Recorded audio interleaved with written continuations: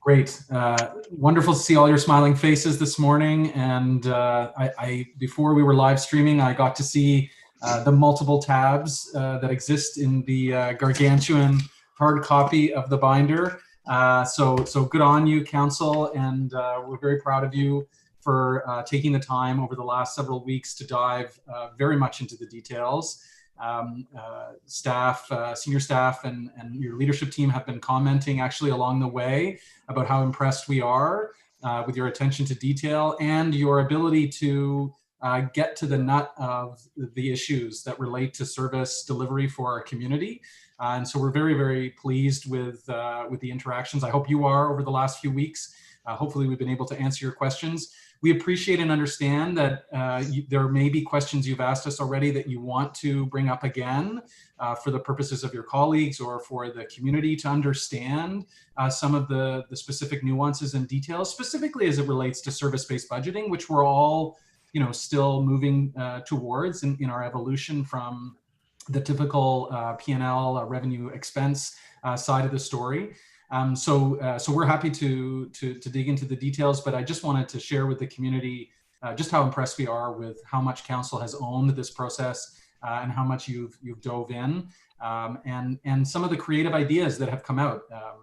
We often say that innovative thinking happens when you have people with different experiences looking at the same problem and they see different components of it. They have different suggestions. And we've definitely seen that over the last few weeks. So we're very excited. We don't have a ton of, I'll say, wiggle space because we're very conscious of the global pandemic that's continuing to weigh heavily on everyone, including Council and staff and the community.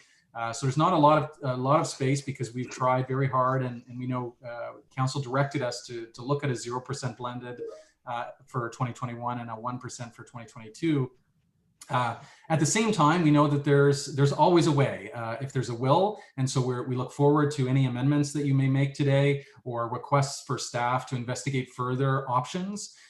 We know that that's part of this process, and we'll do our very best. The full, not only the leadership team, actually, just a gargantuan amount of staff are on the ready and ready for our discussions. They're watching this live. So we're going to do everything we possibly can to turn back questions and suggestions from you during these 2-day deliberation periods, so we don't have to wait. At the same time, want to manage expectations that there may be questions, suggestions that will take us a little bit more time to dive into. And so we'll do our very best to turn that information back to you as fast as possible, with I think everybody's intention to try to put the approval in play before the end of the year, if at all possible. You're all deserving of a holiday, and so we want to do our best to make that possible so you don't feel like you have to be reviewing new budget suggestions over the holidays. But we'll see how the process goes, and we'll see how it unfolds. So we'll ask in advance, if I can, your worship and members of council, to give us the heads up, ask your questions, and then if we may say to you through this process, that's a really good question, we're going to get back to you, and then maybe we can move on to something else or somebody else's questions, and then we'll feed that information back to you as it comes to pass. As you know, from the service-based budgeting approach, there are it is very, very cross-functional. So even if a leader may know the answer, they may want to have the opportunity to just check with their colleagues in case there's anything they've missed, because we do have a very cross-functional approach to the budget. So that may be part of the delay that you see. We'll get started. In a moment, I'm going to turn it over to Mr. Melanishin, our CFO and Director of Community Corporate Services, who's going to sort of quarterback it on our side. But first, I want to share with you some of the feedback we did receive from our community. And so if we could advance the slide, that would be really helpful. Great, thank you. One more slide. So we did have some interesting engagement from the community. I would say that en masse, people are very much focused on the day-to-day life in a global pandemic. And so, we didn't see the kind of responses that we would like to see, of course. That may also be a product of the fact that it is a 0% recommendation for 2021. So, not a lot of change or controversy in this budget, I would suggest to you, but that will remain to be seen as we move through the discussions.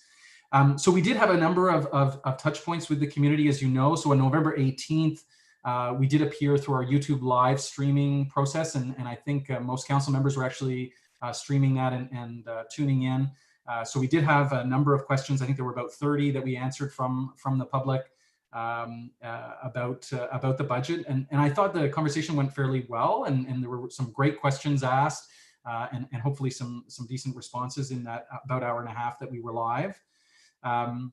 We also, of course, had the mayor actually provide an invitation for people to participate in that process. So thank you to you, Your Worship, for encouraging people to participate. We did have 700 users come and take a look at the budget allocator tool that we had on our website, spending an average of 5 minutes reading through it, which in website speak analytics is actually quite a bit. That suggests that someone didn't land there by accident. They were actually looking for it, and they were able to play around with it. There wasn't very many submissions, so a lot of people sort of played with the tool, but didn't actually hit submit. So we only had seven people hit submit. So not sure that's a statistically significant sample size, unfortunately. Hopefully that means that people were sort of, in the end, satisfied that it's not so easy to balance the budget. It's really easy to pull the one service up or down. It's a little bit harder to get the numbers to exactly net out to zero. But I think a valuable tool for sure. We also had a number of people participate with the tax receipt tool. We had about 300 visits to that site. So I think that was a pretty popular tool as well. There seemed to be a good connection between the value that's delivered and the taxes that we pay in our community. And so we may actually leave that tax receipt tool up on the website so people can see that, not just during budget, but throughout the year. If they move, to the community and they want to see what their taxes get them, that may be a very helpful tool to keep up.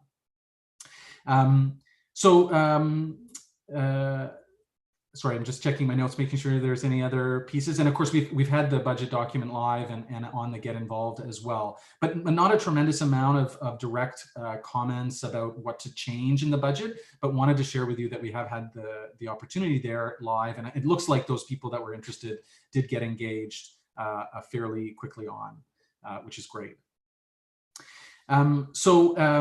We're going to move through the budget binder, and I'm going to turn it over to Mr. Melanishin to do that for you. But just before I do that, I want to thank staff, as Your Worship noted, that it is a significant amount of work that's been happening over the many months, almost a year, and on top of their regular duties, which have included managing a pandemic. And I think, it goes without saying, but I'll say it anyways, you have very professional staff who take their jobs very seriously. This is a nearly $100 million budget if you add capital and operating together. They're professionals, they are trained, they have certifications, they understand their jobs, and they take them very seriously. Having said that, we all know that our role is to give you the best evidence, best advice we possibly can. And then at this stage, it's very much a council process, and we understand that if you make changes or that you move in a different direction, that's not because staff haven't done their job, it's just because you have the best connection to the community and understand best what the community needs as we move through this global pandemic, which I think a lot of us are feeling is still an uncertain, very much uncertain times. So with that, Your Worship, members of council, happy to turn over to our CFO to walk us through the logistics. Over to you, Mike. Thank you, Mr. Rayner. This is actually a really exciting day for me personally. It's my first budget. 2 days of deliberation with a council of one of the fastest growing communities in Ontario. It's like a Christmas gift come early for an accountant. Truly excited about this. Just some rules of engagement as we move forward, just try to understand how things will work today. We've shared the outline with council that should be in your hands right now. It's essentially the same as our agenda. We're going to go through the budget book section by section. This year, we're doing a little bit differently. We're not going to do presentations from staff to start off. Everything you need is in the budget. The proposed budget has all the information within the binder. As we know, you've been preparing for weeks. We've got many questions from counselors, which we truly appreciate, and it gave us the opportunity to work through some of those questions. And as Mr. Rayner suggested, please feel free to repeat those for the public. We're just going to move section through section with staff, taking your questions, discussing possible changes that you might propose to that budget. We do have one simple request, though. If when you're asking a question, if you could please possibly inform us the page number within the budget book that you're referring to. This will definitely help staff and the public follow along a little bit better and help us move quickly into a response. At the end of each budget section, we will present you with a motion, and that's your opportunity to direct staff. Basically tell us if you'd like to see something done differently in the budget, if anything at all. That motion, we will be looking for approval of that motion as we move through each section. We're aiming to have, as Mayor Dolan suggested, we are aiming to have a presentation from Chief Fletcher and the chair of the board. Because the police budget is ready, we decided to bring it in the budget deliberation days as opposed to leaving it for a regular council session. It just made more sense. When they arrive, we will be taking a break and move to that budget discussion. You do have the option of deciding when to break or pause. We have provided some suggested breaks, but please feel free to reach out if you need to get up, stretch your legs, grab coffee. Please feel free to reach out anytime. We will take a pause if needed. The predictability, it does help staff who may need to take calls, etc. So if we not have knowledge of the breaks, it helps us a little bit better to keep us organized. Next slide, please. Just a couple of things we want to accomplish today, just very simple goals we want to achieve. A friendly reminder, these are simple for today. Coming back to council with a sustainable operating and capital budgets for 21 and 22. As mentioned, we are looking for your direction on any changes, amendments, deletions, additions to this budget. And hopefully, if all goes according to plan, we will come back to you with the final budget approval at one of the council meetings, either December 9th or December 16th. Also contingent upon how many changes are required or requested and the amount of time that staff will need to make those changes. And with that, I'm just, if you have any questions, next slide, please. Happy to entertain them. I'm seeing no cards, Mr. Melanishan. You can go ahead. Perfect. Next slide, please.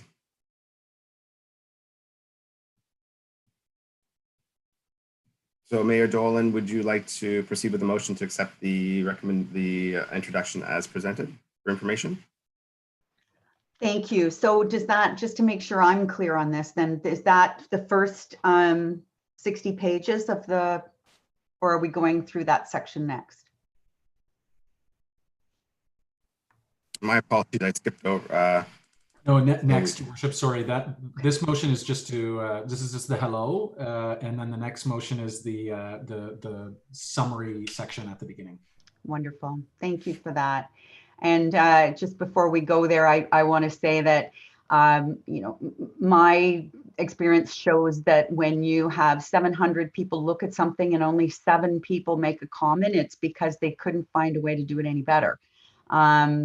And also, I was remiss in not acknowledging at the beginning that I know that this is going to be a very different budget day for us because of the pandemic, but given the weather forecast for the next 2 days, I think we can look at the silver lining of not having to drive through weather to get to council chambers. So with that, I'd ask for a mover and a seconder to receive for the first recommendation, Councillor Ices, Councillor Fowler, all those in favor? That's carried. Perfect, thank you for that. Next slide, please. So we're going to start and move forward into the budget book. As you guys know, it was approximately a 480-page document. So as I say, we're going to go through section by section and looking for any questions. Actually, we're going to start off. In the first section of the budget book, pages 5 to 60. Are there any questions? I don't recall seeing any questions from Council earlier, but are there any questions on this? This is just a summary section, a summary of information, how the budget book's laid out.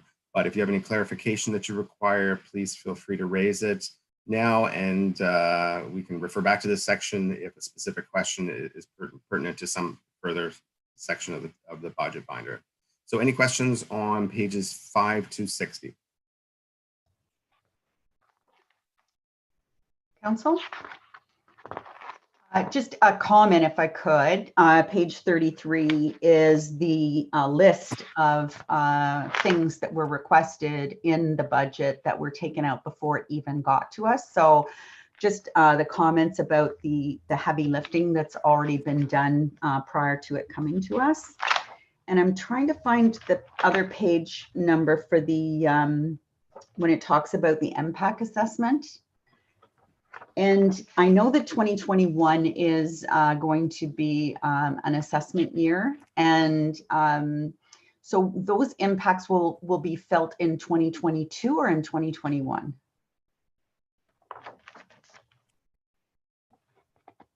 Through your worship, the MPAC assessments are found on page 27 and 28, I believe.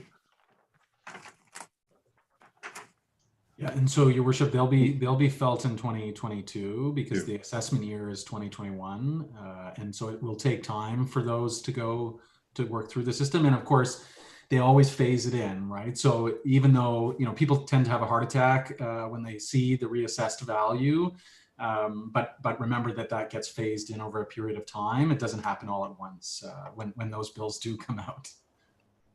Yeah. So my comment on that was about. We're saying zero, and it will be zero because it won't be a reassessment this year. But there's always that confusion that people have when they get when their assessed value goes up, so their taxes go up, and so they assume that means that we've put the taxes up. And so we won't have to do any education around that this year, but in 2022 we'll have to make sure that we let people know that just because their assessment goes up doesn't mean it's any additional revenue for us. Councillor, I saw one card. Councillor Ices. Thank you, Worship.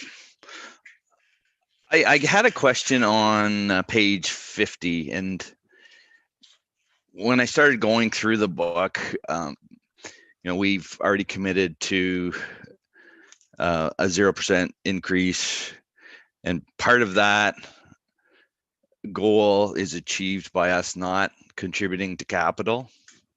So I know that these numbers are very high level, but when I see from today to the end of this budget cycle, the capital reserve fund going from 28 million to minus 2 million, and the development charge fund going from 25 down to 4, these are really high level numbers. If I was going to explain to a resident, what are all the things that, or what's the main thing that's causing this drastic change in our reserves?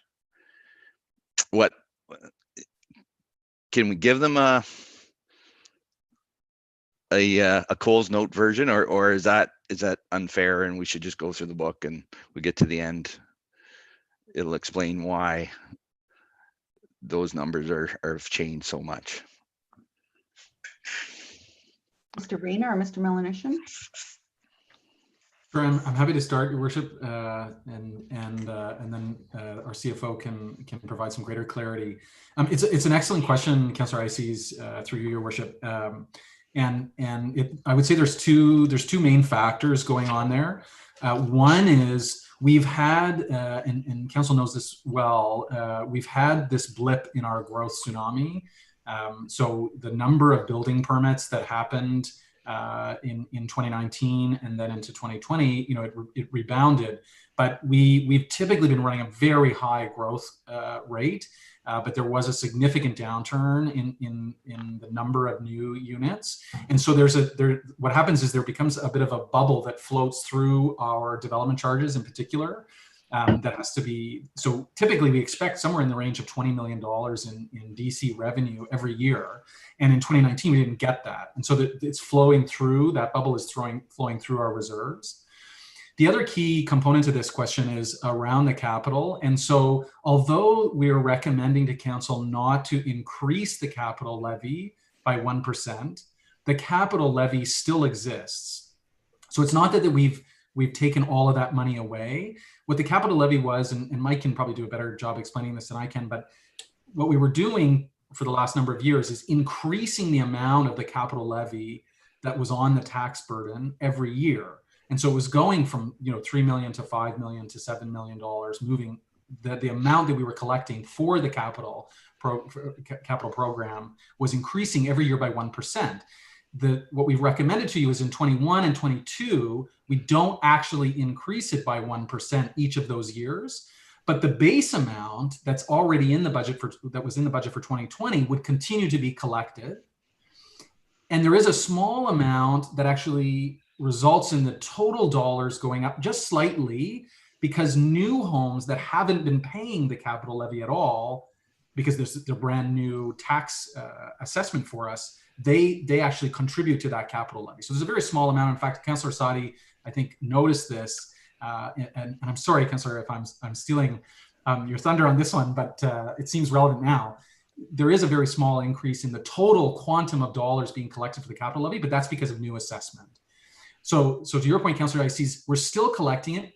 What it will do is the result will be, ultimately on the capital side, our closing of the infrastructure gap that exists will take longer. So it'll be delayed by at least 2 years, right? Because of this delay on the 1%. And Mr. Melanesian or Audrey may know this better than I do, Ms. Webb. At one point when we were forecasting the infrastructure gap closure, which is basically how much is our assets depreciating, I should say, every year, and how much are we collecting to be able to set aside to be able to replace those assets, that gap was growing for years and years and years until we actually started to introduce this capital levy. And so we had forecasted it would take about 17 years to close the gap entirely. Now that forecast was a number of years ago, and Mr. Melanesian or Ms. Webb can correct me if we have a new forecasted number. It's a very many years out. So it will be delayed as a result of that if you adopt the 1% pause, but it won't stop it entirely because we are still collecting the capital dollars. Does that make sense? Just follow up, perhaps. So if I look at those numbers, and so in my mind, the two places capital is going to be spent is in the using of assets or the building of new ones. So you're saying we're still paying for the assets we're using, but so is a part of this building a bunch of new assets as well over these next 2 years? I'm thinking orbit. That's right. And Mr. Melanesian, if you want to take it, for sure. Thank you, Mr. Reyna, through your worship to Councillor Ices. If you look at the DC development charge reserves, the intent there is for them to be spent. They are for growth assets. They are for you to be utilized. They are not to be held on to. They are supposed to be for infrastructure. So it's not important for us to keep building DC reserves. In a lot of infrastructure cases, what we're working with is developers to prepay those. So we don't have to necessarily bank them up and keep them for a rainy day. Developers will be almost just in time paying for those infrastructures. One example. Past DC balances are higher due to both growth and unspent money. So as we move into a growth period, we will start spending and accelerating the spending on those. So that's what we're anticipating over the next couple of years because growth will continue. Another comment on page 50, the ARS, the reserves there, the alternate revenue sources, that is predominantly a large bulk of that comes from the OLG revenues that we receive from the casino. We aren't anticipating a significant amount for next year. So that's why you see a little drop in those type of reserves. Hope that provides a little bit of clarity. And as Mr. Rayner suggested, just a reminder that the 1% capital levy that we're recommending be put on pause was just the incremental. It's an increase. The capital levy from 2020 is still going to continue. It's just the 1% increase that we put a pause on. And if you see an increase in capital levy beyond the 1%, as Mr. Rayner suggested, that is strictly for new residents coming on board, commercial or industrial businesses that will attract more capital levy for them. I hope that clarifies. Thank you. Is that it? Does that clarify, Councillor Ices? Yeah, maybe one more point.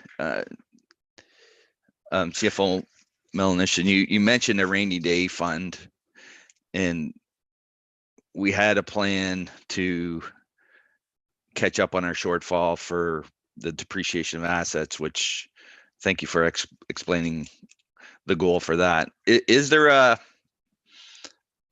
a rainy day fund number that, pre-COVID, when I look at the opening balance of 75 million, a well-managed organization doesn't want to get itself into trouble when the unforeseen happens, like we're seeing right now. Is there a plan for like a number for that? Great question. Some of the reserves you're looking at right now are capital money. It's not for operating expenses. We do have, and over the years, council and staff have been directed by council to do their due diligence and call what we call create what we call the tax rate stabilization reserve, which is that rainy day fund for helping us exactly in situations like this, where we're under COVID pandemic, we can't necessarily meet operating budget targets. So we are able to tap into that rainy day fund, which is the tax rate stabilization reserve. And that balance is over $4 million, almost $5 million, which we are suggesting for 2022 that we tap into. As you can see in the budget book, as outlined in the budget book, that is one of staff's recommendations that we might have to tap into it for 2022. From a capital perspective, we try not to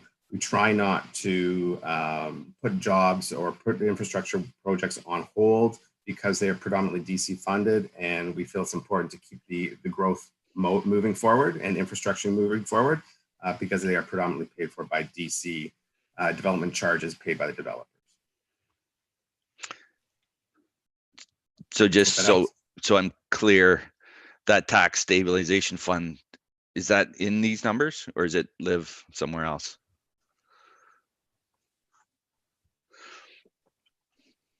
No, it lives somewhere else. Just trying to clarify. Yeah, it's that what you're looking at there is the forecast around the growth in the asset renewal categories, just to get a better understanding of where the capital reserves are at. But I'm sure our team momentarily will text us the page number for the reserve balances related to tax rate stabilization.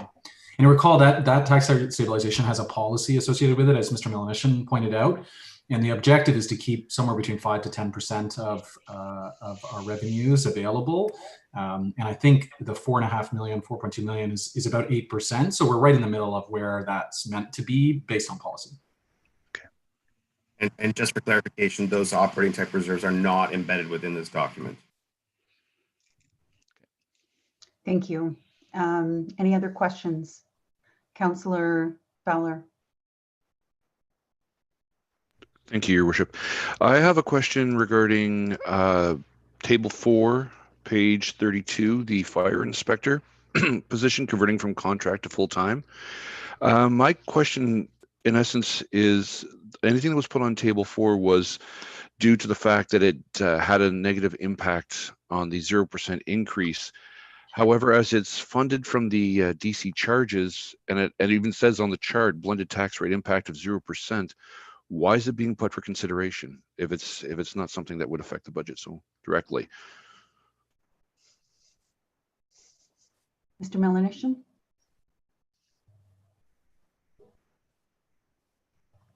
Sorry, it was page 32, Councillor? Yes, page 32, it's on the bottom. It's the last one on the chart, fire inspector, convert from contract to full-time. I'm gonna refer that to staff. Chief Rayburn, if you wouldn't mind. Sure, through you, Your Worship, to Councillor Fowler. That's correct. There is no impact to the tax levy. That That position is funded through the building reserve fund that is built up through building permits. So if I may ask, then why is it put on table 4 where it's put up for consideration as opposed to being put through? I don't understand it. Mr. Rayner? Yeah, so it is an excellent suggestion coming from Fire, Councillor Fowler. The challenge we have is the right balance for the building reserve fund. And given the significant downturn in building permits that were in play for 2019, I think the leadership team is wanting to take a cautious approach to this. And I should say it is a contract position now, and I'd have to defer to the chief in terms of whether we keep the contract position in play for 2021. I can't remember off the top of my head. But the ability to convert contract to full-time would exist, in the next budget cycle, for example. The challenge is that our builders are very comfortable with the amount that our DCs and our building permit fees, ultimately help fund the various positions. But if their drain on that reserve becomes too high, it's open to appeal or at least pushback from our development community. So we're trying carefully to manage the costs that go into that are burdened with that reserve on the building permit. So this is one that I think will probably move. But the issue is, can you have a fire inspector working full time only on development related projects? And I think we're still working through that, but certainly happy for the chief to comment further if you'd like to. Chief? Through your worship, the Councillor Fowler and CEO Rayner. Yes, it's been a 3-year pilot project for this inspector. So it has been funded from that fund for the last, 2.5 years. It is set to end, I believe, in June, of 2021. So just if it's not continued in a pilot form or in a permanent position, we just have to remember that the KPIs that we put in, the key performance indicators that we have shown in, I'm sorry, not on the page in front of me, on inspections that are delivered, on our outreach to the public, those numbers that we have targeted there will not be achievable if this position is not continued. That's just something to keep in mind. So we're looking at keeping it either still in a contract position or a full-time position nonetheless. Is that what I'm understanding? Just for clarification. Through your worship to Councillor Fowler. Right now, the pilot is set to end in June of 2021. So without council direction, that pilot will end and that inspector position will no longer exist. So, Your Worship, I'm going to suggest we maybe take this one offline. I think Councillor Fowler has pointed out a good point. If the contract was to end, it means that the dollars were not in the budget for 2021, which means there would be a tax rate implication. So I think the chief and I should probably just have a quick chat if we can move on to another question, and we'll discuss and get back to you. Just for Councillor Ices, if I could, Your Worship, the report that went to council last council meeting on the COVID response did include a table that showed all of our operating reserve balances. So we're just pulling that now, and we'll be able to show you in a couple of minutes up on the screen, or at least send it out to council again. But just for your reference, if you were interested in those operating reserve balances, it was in that COVID response report. Thank you. Thank you. And the only other thing I would add is, while we're still in this project with investigating on how we can share services with Bradford, West Gwillimbury, I'm sure that will have some impact on FTEs moving forward. And also understanding that the County of Simcoe is also investigating and looking at shared services for fire. Councillor Sadi. Thank you, Your Worship. My understanding was that, and please correct me if I'm wrong, because it'll make a difference in how I proceed with my questions today. But my understanding was that any questions in regards to Table 4 for a change request for council consideration would be discussed with that department in the section that it applies to.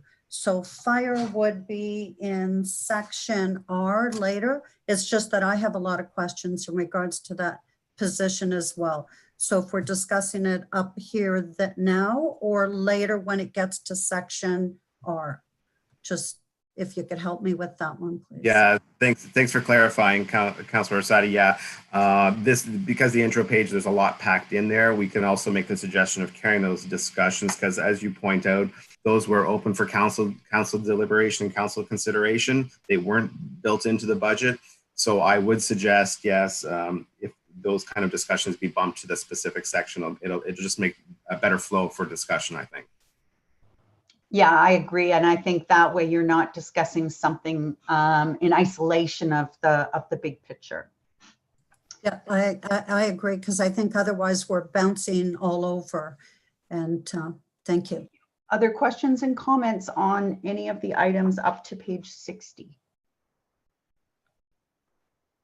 Seeing none, we have a recommendation that the first from 5 to 60 of the budget binder regarding budget introduction be received as information. Moved by Councillor Orsatti, seconded by Councillor Van Berkel. All those in favor? That is carried. Next, pages 62 Thank to you. 68. Thank you. Next slide. Council, citizen and council service budgets, including council and board, civil services, customer service, and information services. That'll be pages to tab 11 on your binder, pages 62 to 78. Any questions that staff can entertain at this point in time? Thank you, Mr. Melanishin. Questions, Mr. Rayner? Sorry, Your Worship. So we to make it even easier, I think the next slide actually shows the first service in that bundle, the council and board services, so we can continue to flow through the binder sort of page by page. We just want to make it as easy and as painless as possible, which we know is still painful. Good job, Mr. Rayner. Thank you. All right, so our first section is Mr. Parkin, our Director of Legal and Clerk Services. Questions or comments on Legal and Clerk Services?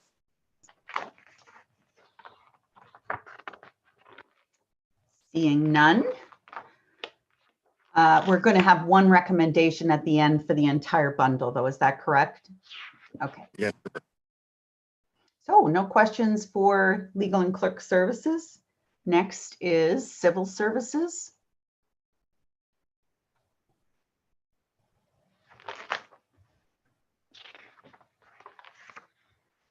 Seeing no questions. Next is Customer Service. Wonderful customer service.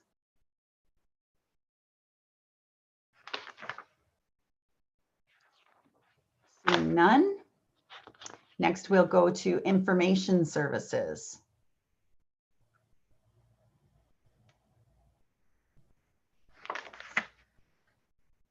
From 78 to 81. Seeing no questions. Wow, if we fly through all of them that quick, we'll be doing good. All right, Councillor Orsatti. Thank you. I just wanted to say that I flooded staff in this section with questions, and I was very pleased with all the responses and very timely responses even over the weekend.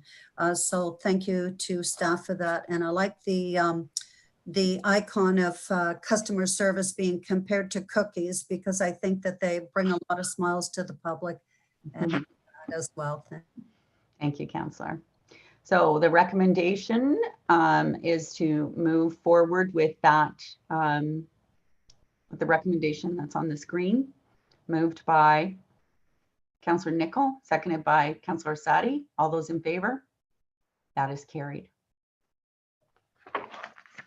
Growing communities is the next section.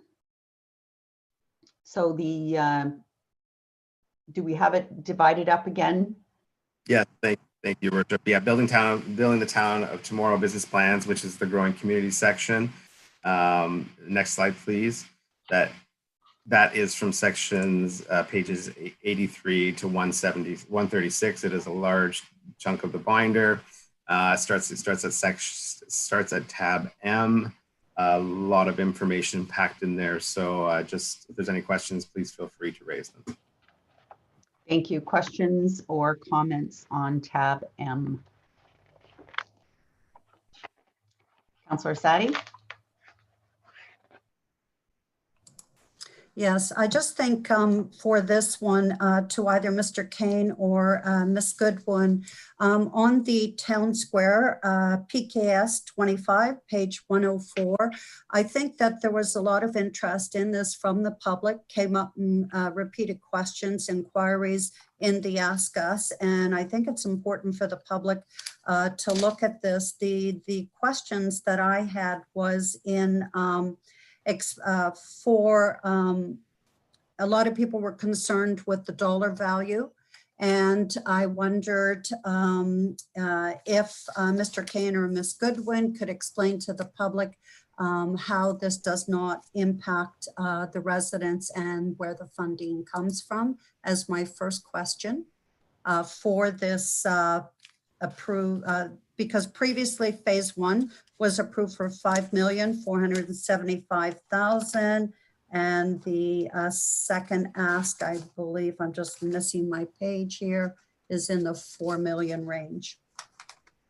Thank you, Councillor. Yeah, I did see some social media, don't spend it on a park, spend it on fixing our roads. So again, it's that whole education piece on so people understand that DCs are for a specific purpose and we just can't move them from one from one project to another. So I have multiple questions, so I'll start with that one. Okay, thank you so much. Mr. King.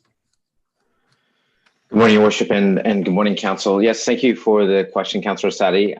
This is an important project for the town, and yes, it's one of our more expensive ones too. When COVID first started, one of our immediate reactions was to slow some projects down. I think you've heard me say this before, that the reality is, in some cases we should be doing the opposite in providing those facilities that the community could really do with, and which would help their mental health and also be there for us as we come out of this crisis as well. So obviously Town Square was one of those, and the benefits that it has not only to the library, placemaking, and promoting our culture master plan. So we maintained that project. With respect for the funding, and I'll ask Ms. Jenkins or Ms. Goodwin to join in shortly, but with respect to the funding, this project, because it's growth related and it's, it has to do with growth, it's to accommodate growth in a way. Most of the project funding is coming from the development charges. So I believe it's 90%, but I'll be correct if I'm wrong in a minute, I'm sure. But 90% of this project cost is coming from DC funds from ongoing development in the town. And then that 10%, which is in the town realm, was to be funded, I believe, from our ARS funding as well. Just to provide that shortfall there. But I'll ask Ms. Goodwin or Ms. Goforth to confirm that. Thank you. Thank you. Ms. Jenkins. Good morning, through your worship. Yes, to add on to what Mr. Kane has noted here, the majority of the funding for this project for both phases 1 and 2 is coming from our development charges. The remaining portion, which for, our budget for this request is a total of about $10 million, and about 500,000 of that will be coming from our alternative revenue source fund, which is basically OLG money. So none of this is actually coming from tax dollars. It's all being funded through development charges and through money that we receive from the casino. Thank you. And follow-up question, if phase 2 is not completed now, is there additional costs for stage 1, or do we have a savings by incorporating both of these now? Because it states in here, I think phase 2 to be completed, but for, I think it's, is it 2021 as well? Ms. Jenkins? Through your worship to Councillor Orsatti, we have been very busy over the last 8 months doing some value engineering. We had originally forecasted that our phase one of this project would come in at about $2 million over budget. As of the end of last week, we've been able to get that down to about $425,000. So in this request, the funds for 2021, that does include that $425,000 to allow us to continue with phase one. The remainder of the request is for phase two. In addition, with respect to the project schedule, right now we are on track to have phase one opened and ready for the public by winter of 2021. If we get approval to proceed with phase two, the plan is to then continue on with construction and have that ready to be open to the public by spring or summer of 2022. Thank you, Ms. Jenkins. Follow-up, Councillor Sadi? Yes, just that I think COVID is an example of residents looking for things that they could access on their own. With this being as the report says, a seasonal, throughout all the seasons for the residents. I think it's something that residents will have an opportunity to enjoy. It's not necessarily built for visitors, but so when residents feel that they're crowded at Innisfil Beach Park, they have an opportunity to go here. I like the fact that the farmers market is moving here. This is again funded at a development charges. It is not a hit to our ratepayers who are having to pay for this. So with the previous collection of the DC charges and many that were also in my ward, what they did was remove small little pockets of parks and look at a bigger picture that could support all of the community. There is a notation on page 32 in the council asks, let me just go to that, which has an item that is 82 staffing requests for consideration, $82,880, 1.2 FTE, parks operator and seasonal and it says town square.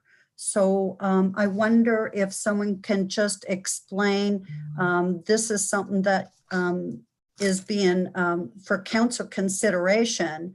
Is this a consideration at looking at if this is not going to be completed until the winter of 2021, we're really looking at 2022.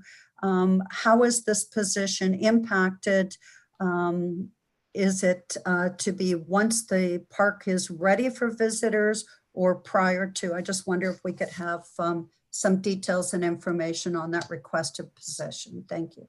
Thank you. And just to be clear, the table 4, which is 32 and 33, are change requests that did not make it into the budget document. Correct. And Correct. that we're looking at discussing these in each section. So I've got Ms. Bowman, whenever you'd like to answer, Ms. Bowman. Thank you, Your Worship, and through you to Councillor Sadi. Yes, you do see on that table a recommendation that did not make it through to the budget for an addition of staff in order to fully activate that space to its fullest and finished potential. However, during these first phases and over the next 2 years, we are recommending that we would redeploy staff as best we can.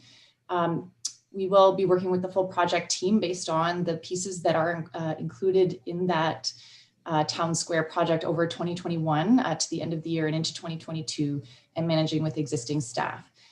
It's potential that could impact our service delivery in other areas, but we think this is a reasonable compromise at this time. And should we need to evaluate a more permanent staffing position for that facility, that we'd be coming back to you with a recommendation in the next budget cycle.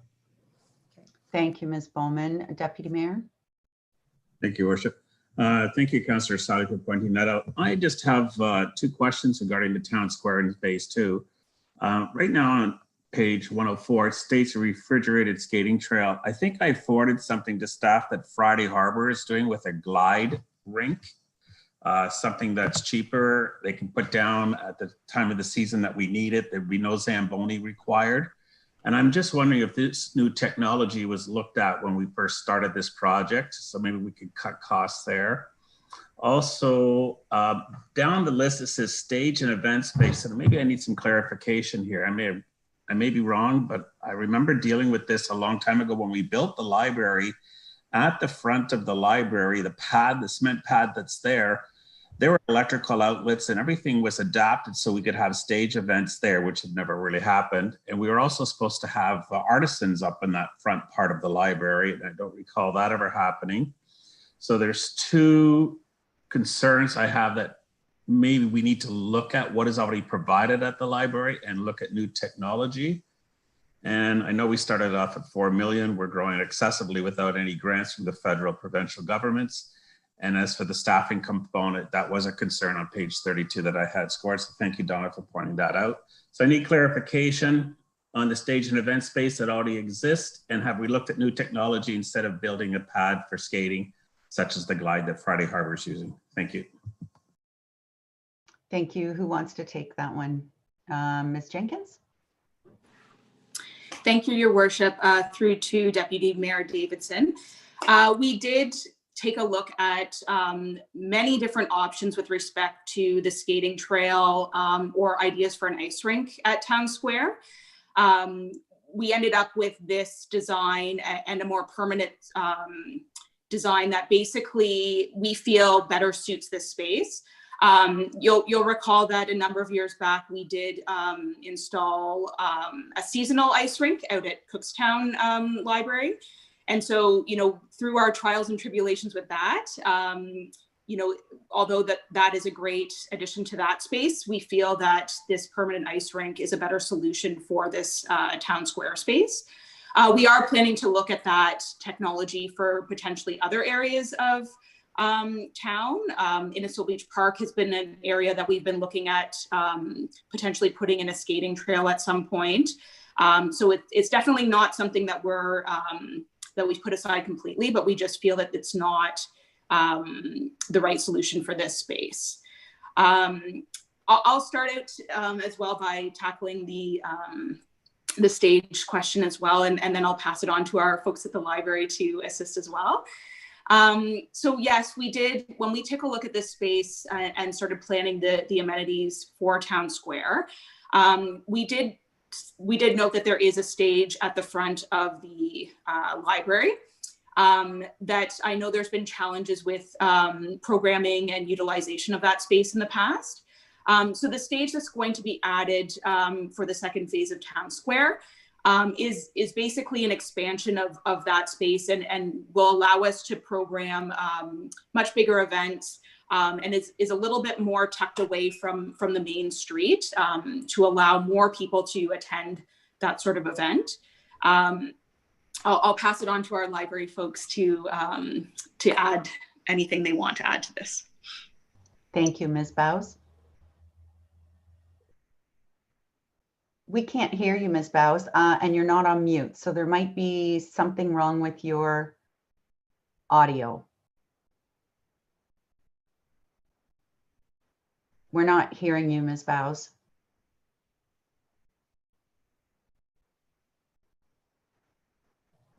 Well, perhaps we'll pause there and just give her a moment to get her audio issues worked out. But I can tell you that the Civic Square did include the front, like they were encompassing the front of the library to better use that space that has been underutilized. Totally agree with you, Deputy Mayor, but it was included in the whole Civic Square design.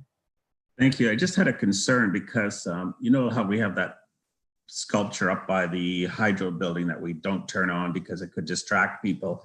I was wondering if we do have displays or theater or anything happening on the main street, it would distract drivers. I was concerned with that issue there as well. And I'm pleased with what I'm hearing so far. Thank you. Okay, thank you. Councillor Sadi. Thank you. So maybe it's just back to engineering. I can't remember if the design was completed in this. It was completed, okay.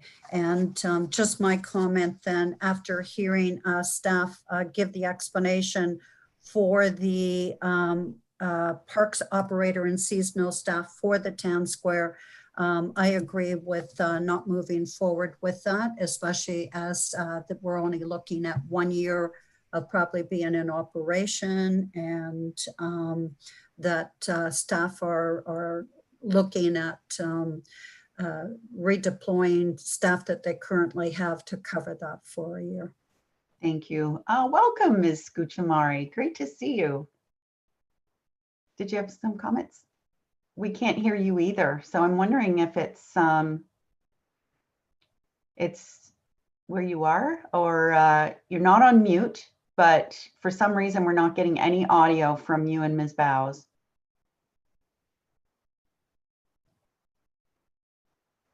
Still nothing, sorry. Councillor Waters, did you want to ask a question while they're getting that sorted out? Thank you, Your Worship. Yeah, I do have a few questions. One on page 92, and we're talking about construction management. It says proposed $154,000. I was just wondering, can somebody clarify what that construction management is? Does this have anything to do with, I know with Rosado project and for the fire hall, we had to hire a construction manager to oversee those projects to keep us in the loop in terms of our best interest financially. And so I just want to know whether or not this has anything to do with those types of things, because also in the page below that it says contract services, $152,000. So I just want to know if those dollars are related to those types of services that we receive. Thank you, Ms. Jenkins. Through your worship to Councillor Waters, that construction management line item specifically relates to capital engineering's staff time and overhead expenses.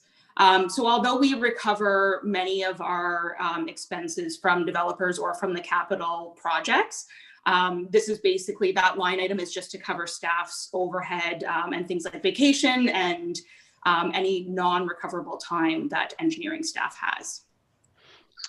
Okay, and so in the line below where it says contract services, $152,000, what types of things are we looking for those types of services there? It's the page below 193. Contract services, 152.5. Yes, exactly. Mr. Kane?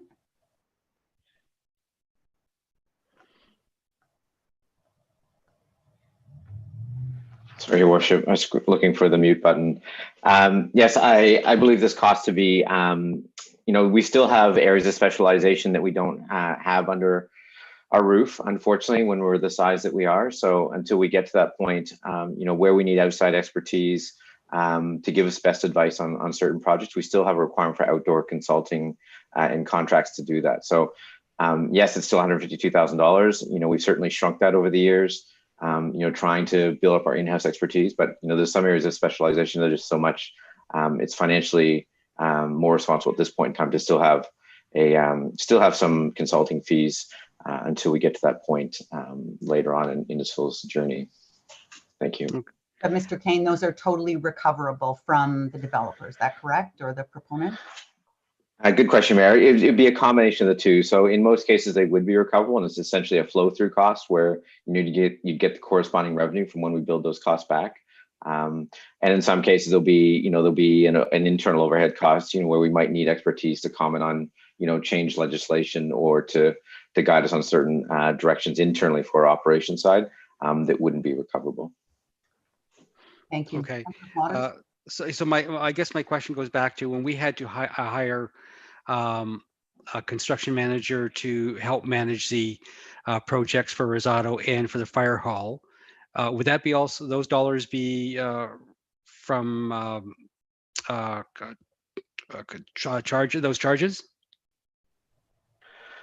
Through your worship, the Council Waters, my understanding of those projects back then, was that those projects would have been built into the capital projects at the time.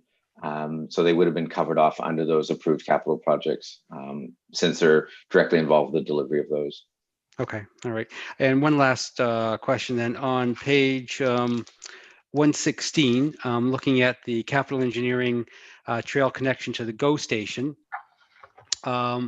And it says a new 3M multi-use asphalt trail.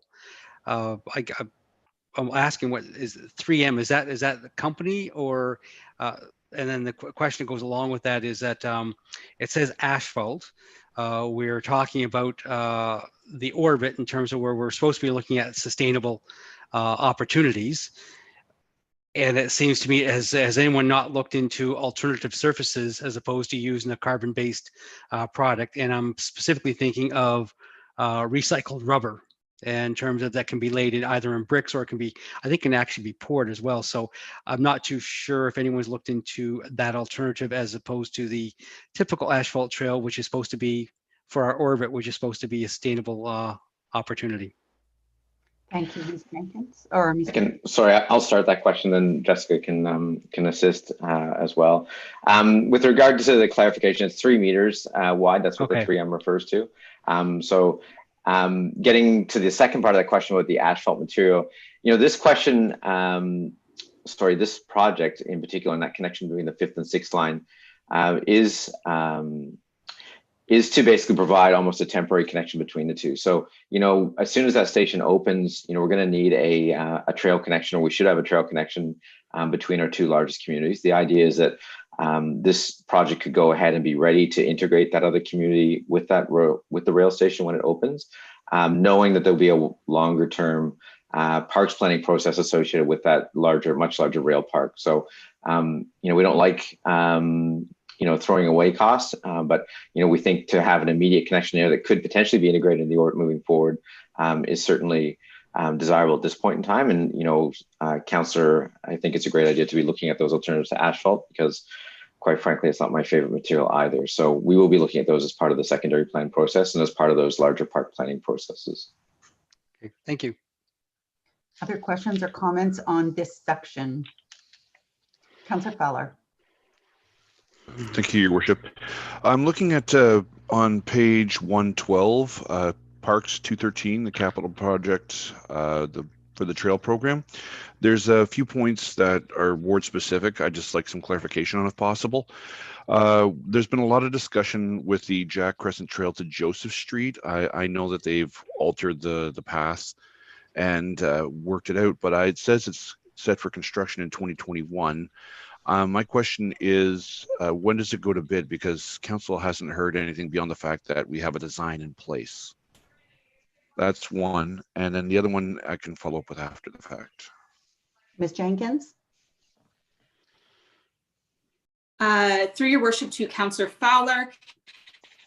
Yes, we are intending on constructing that in 2021. We did decide to pause that project. Originally, we were going to construct in 2020, but we did basically take a step back and slow down to make sure that we had time to consult with the school board and get the revised design in place.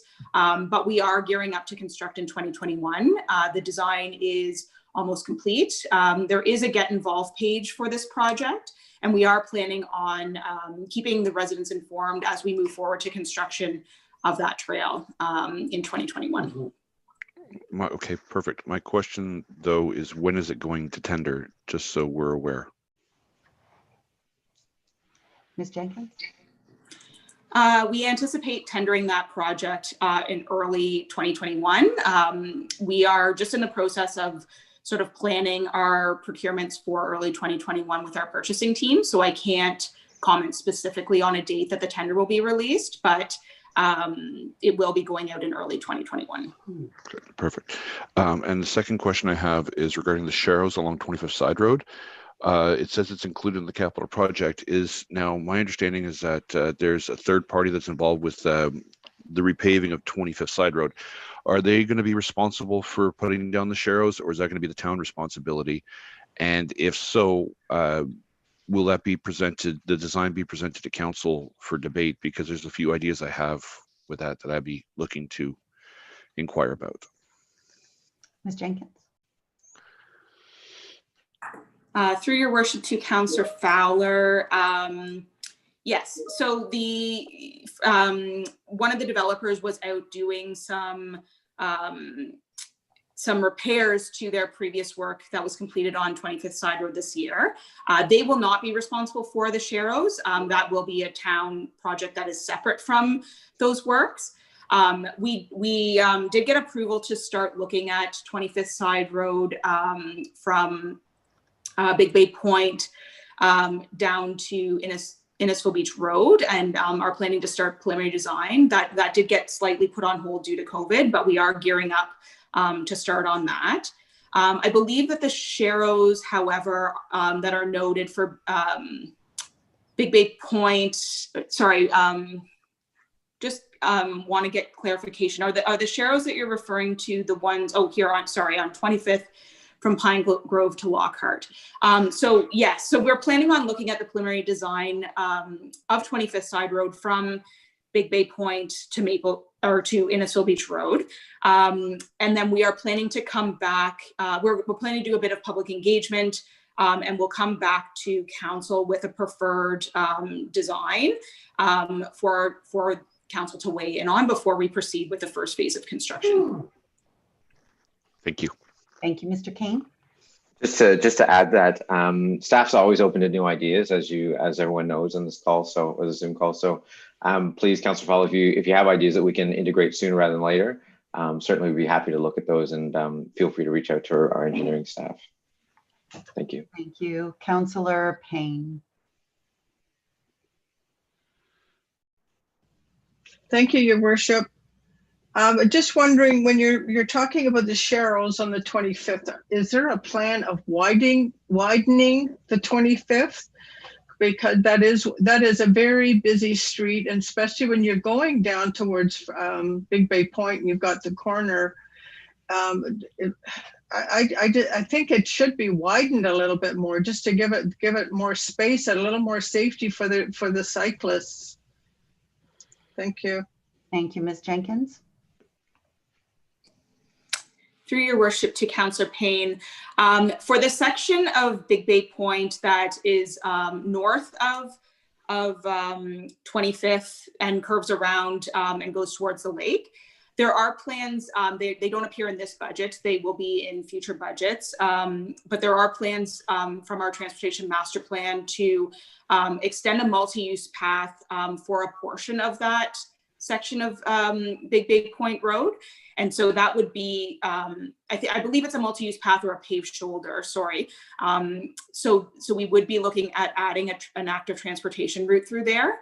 And then from West Street to 30th, and I believe down towards the lake, at the road end there, we'd be looking at putting in Sharrows, just because of the nature of the road there and not having room to expand and add an extra paved shoulder or multi-use path.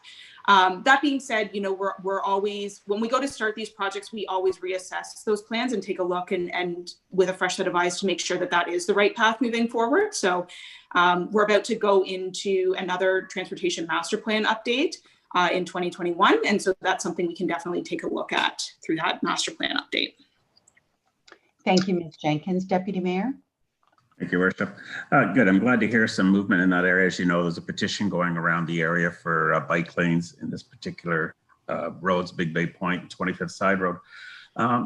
Tim, maybe you could answer this question. I had my parking lot done a few years ago, and I used recycled pavement. And I'm wondering if we could use recycled pavement on our Sharrows instead of gravel. And there's two types of recycled pavement. There's one that comes from just general parking lots and whatever, and municipal roads. And there's another recycled pavement that comes from highways where there's a higher level of ingredients used, better products. And I had mine brought from a highway, and it packs down very nice, very solid, great for biking on, walking on. And I'm wondering if we could possibly look at this recycling product. And it also has a more porous benefit to it, so you don't get puddles in your parking lots. So I just wonder if staff want to take a look at that when we're redoing these sharrows to make it easier for bikers until we get these bike lanes in. Thank you. Thank you. It's called WRAP, Deputy Mayor. Councillor Sadi. Thank you, Your Worship. Just while we're on this section on page 113 and talking about the sidewalks, it does reference in here future budget cycles. It's not in this one, but it references Innisfil Beach Road Multi-Use Trail Phase 2 construction 2023. What part of Innisfil Beach Road is that? Is that west of the 20th? That just for an idea of understanding the location. Thank you. Ms. Jenkins? Through your worship to Councillor Orsatti, I believe that section for Phase 2 trail will be the section that goes basically from Town Hall all the way down to Alcona. There are plans to look at extending this trail also west of Yonge Street that we're working through with the county. So that is also in the works too. We would eventually like this trail to go all the way out at least to Highway 400. And we're still working out some of those details with the county, but I believe that this section that was included on the budget sheet is for the section that goes out towards Alcona. Thank you. Thank you. And I believe that was part of a commuter grant that we got from Simcoe County. Other questions or comments on this section?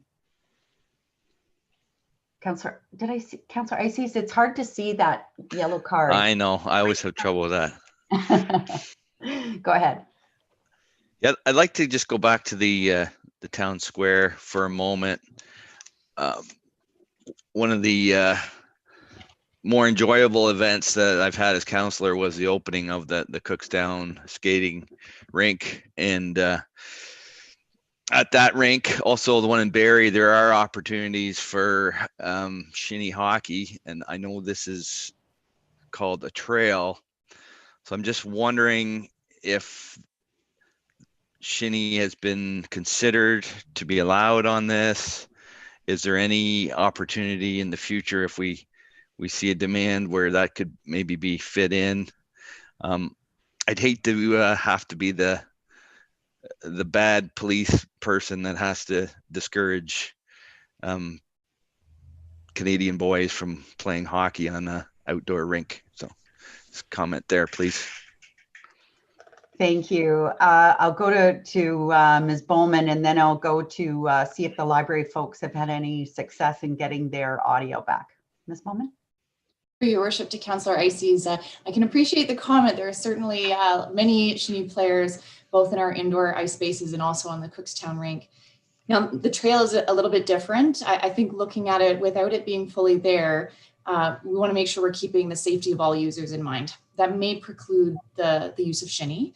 However, we have certainly recreation experts on the team that we would consult with and have a look at whether that space could be used in any other way other than a skating trail. And perhaps it could be programmed that way. Without having it complete or having had those discussions, I wouldn't want to make any commitments, but certainly to all those shinny players listening, there are many opportunities in many of our rink spaces for that activity.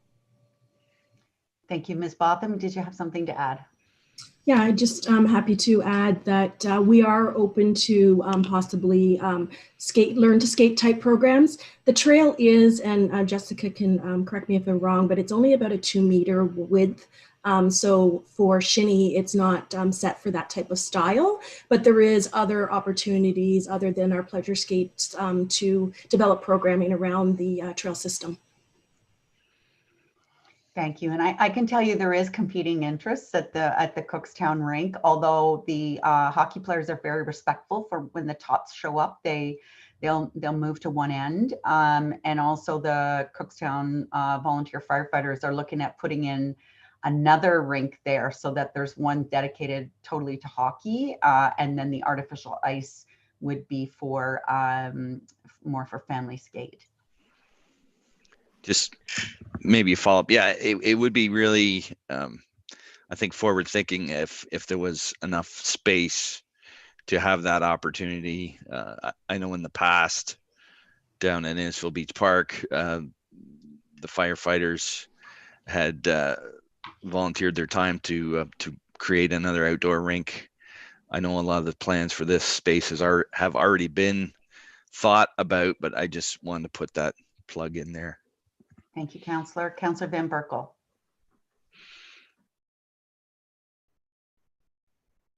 You're on mute, Councillor. Sorry, I said just a point of clarification on page 113. I noticed I had a question mark. Church Drive sidewalk from Killarney Beach Road to the north end of Killarney Beach Road. I think Killarney Beach Road runs east and west, and I was just wondering if you could clarify that for me. Is it like to the west end or east end of Killarney Beach Road? Not north.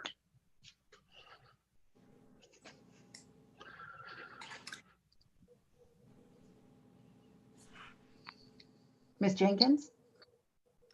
Through your worship to Councillor Van Berkel, the sidewalk that will be installed on Church Drive will go from Killarney Beach Road north on Church Drive to where that road dead ends. We will be extending a trail through the woodlot up to Green Street in the adjacent development as well. So basically this will form, a sidewalk and a trail connection from Killarney Beach Road up to Green Street. That's the end of Church Road then. Fine, not Killarney Beach. Yeah, thank you for that. Thank you. Councillor Payne? Thank you, Your Worship. I just have one question for Meredith, if she's still there, regarding the Sharrows. I should know this, but what is the speed limit of the 25th side road and the 30th side road?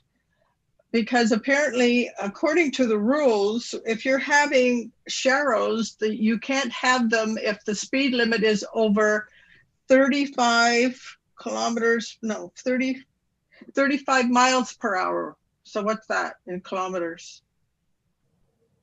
Is that okay? Ms. Jenkins? Through your worship to Councillor Payne, I'm not sure of the thresholds offhand with respect to Sharrows and speed limits. That being said, that would be something that we would take a look at again through both our transportation master plan, our trails master plan, and when we would go into the detailed design, we would make sure that what we were proposing is compatible with the speed limit, or we would look at adjusting speed limits accordingly. Okay. I can't recall what miles is calculated into kilometers, so it's if it's 35 miles an hour, it's got to be 50 something. So yeah, as long as you're going to look into that, because that's what the ruling is on them when you look up Farrows. So hopefully we can make that work. Thank you. Mr. Kane? So I was just going to clarify the math. It's 35 miles an hour is approximately 56 kilometers an hour. And in one of the other earlier comments too about the width of the skating trail, the proposed design width of that trail is 4.5 meters wide. So yes, to be completely transparent about that design process, it was designed as a skating trail, and it was for one-way traffic and has no boards or lip associated with it for accessibility reasons. So the idea is that this trail will complement other skating functions within the town or facilities within the town, including our other outdoor rinks. So the town square is adding to our inventory, I guess, of outdoor winter activities, not to take away from other outdoor rinks that certainly are part of our culture and community and are still very valuable for keeping our youth active. Thank you. Can I ask if staff from the library are able to respond yet? Yes, they're through your worship, they are prepared to speak now. Their mics have been fixed. Ms. Bose? No, it's not yet. Still not fixed. Okay, well, we'll get back to you. We'll just keep checking back, or if once you do get it sorted out, perhaps you could just turn your camera on and we'll get that sorted out. So other questions or comments on this section? Councillor Fowler. Thank you, Your Worship. It's more of a general inquiry at this point regarding page 133, our Roads 317, Webster Boulevard Extension. Now, my understanding is that the 20th Side Road and Innisfil Beach Road is under the, it's going to be under the county's discretion when it comes to revamping the intersection because of the railway tracks and whatnot. Now, are we working in conjunction with them and in regards to a timeline? Because if we shut down the 20th and the Webster Boulevard isn't complete or even begun at that point in time, the extension, it's going to create a bit of havoc in the parking lot where the no frills is, where everyone's going to be trying to work around, because they're not going to go all the way out to Yonge Street, and they're not going to go down to 25th. It's going to be a little bit of chaos. So are we working to make sure one or the other is open at the time that the construction begins, or is it going to be happening simultaneously? That's what I'm curious about. Ms. Jenkins? Through your worship to Councillor Fowler, yes, the intersection works will be a project that's completed by the county. We are still actively working with them to try and get Metrolink's approval proposing. So the timing of that is still a little bit up in the air. That being said, we will ensure that we plan the Webster Boulevard extension works accordingly with respect to construction to make sure that we take into account any works that are going to be completed by the county in that area. Thank you. Councillor Waters? Continuing with that project, I'm looking at the map and I noticed that there's some green space to the west side of that extension, and there's a lot of green space to the east side of that extension. I know we're going to be looking at the Parks Master Plan again in the next year or so.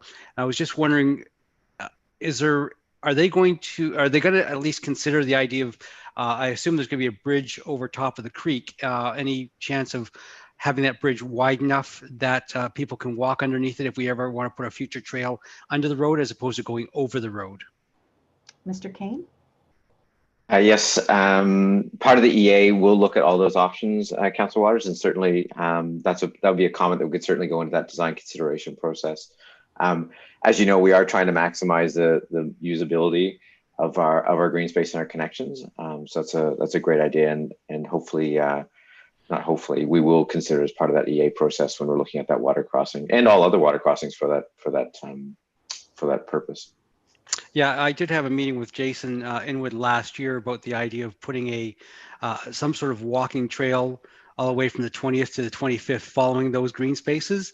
And so it'd be nice to be able to keep that in mind when we come to the Park Master Plan and allow that accessibility to happen underneath the roadways. So thank you. Thank you, Councillor. Ms. Bose, is third time a charm. Can you hear me? Yay! Fantastic. Thank you so much, and thank you for your patience. So I just wanted to respond to the question about the utilization of the area in front of the library. And I'm happy to say, in response to the community needs assessment, specifically the areas of mental health supports and community building, we are planning to utilize the front of the library to enhance offerings to the community over the winter months. I would also, for reference, mention that we did include a culture staff person on table 4, and that is so that we can in fact activate the culture master plan, which is really giving us a lot of direction in terms of how we utilize our spaces. Thank you. Other questions or comments? Councillor Payne. Thank you, Your Worship. I'm going back to the parks again. Parks 388 on page 119. It shows a Sandy Cove Park 3, and it's Park Bridge Velatus Lands. And when I looked that up, it took me to Wasaga Beach. I found, like, I know where all the other ones are, but this one took us to Wasaga Beach. So I was wondering why that's in our budget. Mr. Kane? Thank you, Worship. Well, Parkbridge is most active in Wasaga Beach and Innisfil. The Velitis Lands is just probably an internal label that we use for one of their vacant sites in Innisfil. So rest assured, the project is in Innisfil. We're not going to be paying for Wasaga Beach's parks anytime soon. So that's a reference for a future development site that's within the boundary of Sandy Cove. Thank you, Mr. Kane. Although I'm sure Wasaga Beach would be happy to have that happen. And vice versa, yes. Yeah, Deputy Mayor. Thank you. I had spoke to staff earlier in the week last week on page 119 again. It says Big Bay Point Quarry New Park, page 132. I did go to page 132 for the study. There was nothing there. So there's no update or anything on what's happening with the Quarry Park beside Friday Harbor's next knowing. So if I have an explanation, that'd be great. Thank you. Thank you. Ms. Jenkins.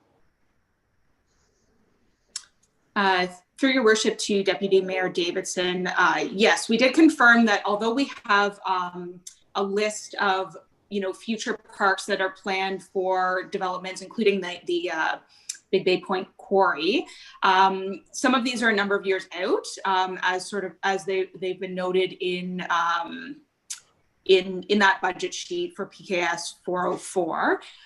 So I believe that one is outside of the 2-year budget.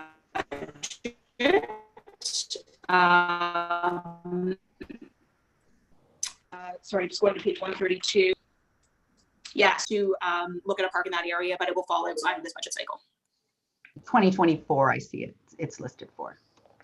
I'm having trouble hearing really clearly on that one. Yeah, I think what she basically said was is out of this budget cycle and it's 2024. I think she's got a bit of a hiccup there with her connection. Mr. Okay, thank you. Do you have anything to add? Thanks. Go ahead, Mr. Kane. And with respect to the Quarry Park that's next to the golf course at Friday Harbor, it's currently still being rehabilitated and filled. As we're filling and compacting and planning for that space to maximize our future uses, with a higher compaction rate. And what we're doing is, that will form a key part of that future parks master plan. And we'll look at specific uses once we get that area rehabilitated. How we program that will be subject to future debate. Thank you. Other questions or comments? Councillor Waters. Thank you, Mayor. I'm kind of flipping between the capital budget project detail sheet and my computer and looking at the interactive map of capital projects. And I'm wondering, on the map, it shows me RDS 266, but I don't see any detail sheet in the budget concerning that project. Just an explanation about that, please. Ms. Jenkins? Through your worship to Councillor Waters, I believe RDS 266 is our various roads drainage program. Forgive me because I haven't had a chance to double check and make sure. And if that is the case, that project falls within the public and environmental protection category on page 298. Okay, thanks. So I guess we'll get to that later on then. Yes. Other questions? Okay, I had two comments. One of them was for anybody who's watching, anything that was approved. So I know people will be wondering why isn't the 9th line on this budget sheet, and just to understand that any projects that were previously approved in the 2018 budget are not in this budget, but that doesn't mean that they're not going forward. That money's already been approved and those projects are in the works, even if they have been delayed. They're still going to be completed. And then finally, today we'll find out a little later from the federal finance minister about perhaps new dollars coming forward, but also we know that municipalities are positioned are best positioned to stimulate the economy to recover from COVID-19. And I know that both the federal and the provincial governments know this. And I think we will see many years of austerity, but I don't think it'll be 2021. So my comment is that to make sure we've got all eyes and ears on any grant opportunities to stimulate the economy through spending infrastructure dollars, and to make sure that we have eligible projects, whether it's green, whether it's whatever the disaster mitigation, whatever it is that comes forward, because quite often these projects, there's not a lot of lead time to apply, and municipalities like us who can pivot and respond quickly will come out on top. So just just a gentle nudge to make sure that we always have a project ready to go should there be funding for it. And with that, if there's no other questions, we can go to the recommendation for this section 4.4. Any amendments to the recommendation? Seeing none, a mover and a seconder to receive this, Councillor Orsatti and Councillor Waters. All those in favor? That's carried. Now I'm checking the time. We've got, are we ready for a break yet, or Mr. Melanesian? Through your worship, thank you. I would like to propose a break right now for 15 minutes, if that's possible. Let us reconvene, give a chance for everyone to stretch their legs, and we will resume on the community and prosperity business plans. Okay, so that brings us back to 10:50. We will then move into this section, understanding we'll have to pause when the police arrive at 11. Does that work? Okay, thanks everybody. 15-minute break. Can I suggest that everyone turn off their videos and mute their microphones, please?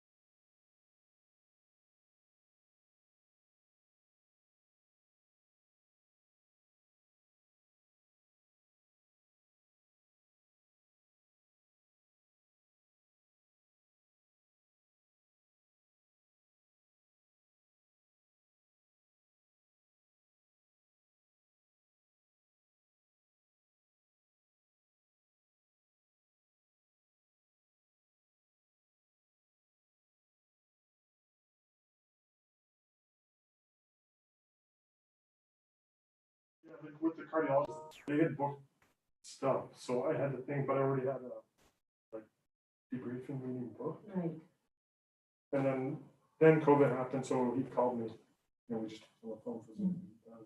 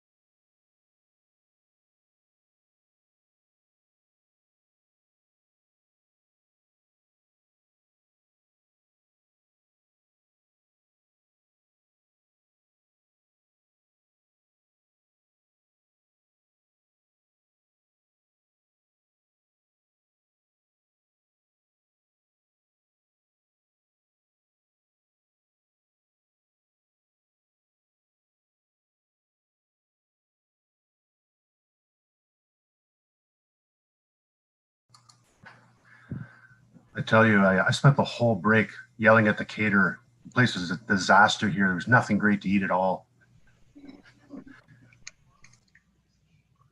My caterer went out, so. Just a friendly reminder, we are still live recording. Yeah.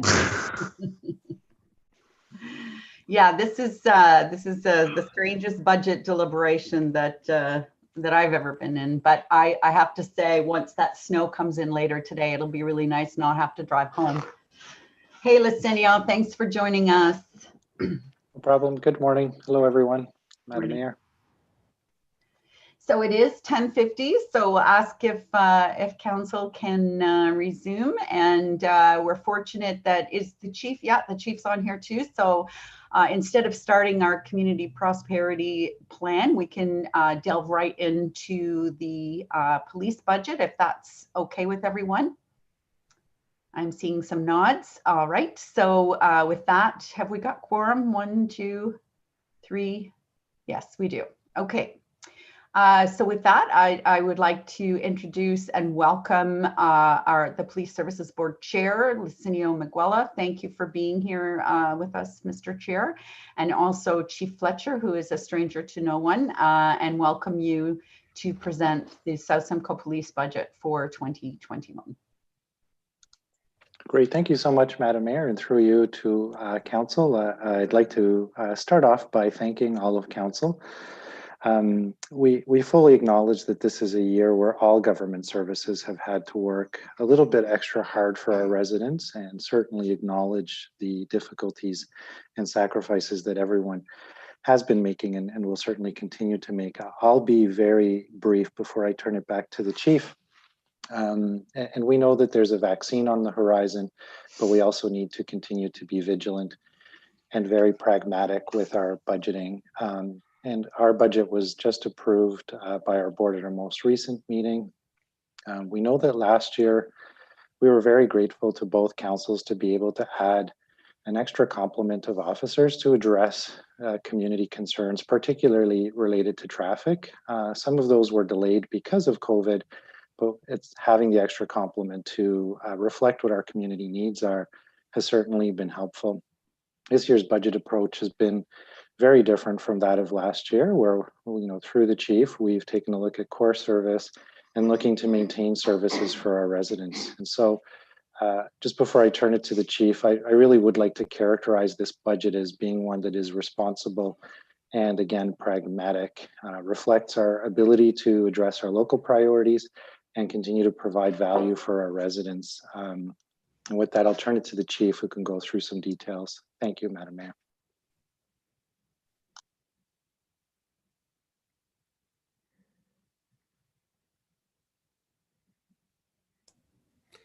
There we go. It was on mute. Good morning, members of council, Mayor Dolan, Deputy Mayor. And again, thanks to the chair for the introduction. I do want to apologize for the late delivery of the slide deck that you have in front of you. We are working over the weekend to try and finalize the time that we'll be presenting to you, and it wasn't finalized until late last night, or actually early this morning. So I do apologize. I know you do have a budget package in front of you, which reflects some numbers for the South Simcoe Police Service on page 283 and 284 of your package. But the numbers that I'm going to be speaking to today are slightly different than those of what you have in that on page 283 and 284. And in fact, I'm proud to say that actually our numbers are less than what we predicted last year and projected last year. But recognizing the town does do a 2-year budget, we just do a rough guesstimate on projections. So I think last year we projected a 5% increase in our operating budget. Year over year, we've got that to roughly a 4.6. And then the reduction of our capital budget significantly reduced from last year's projections by about $113,000 reduction in this year's capital versus what we projected last year.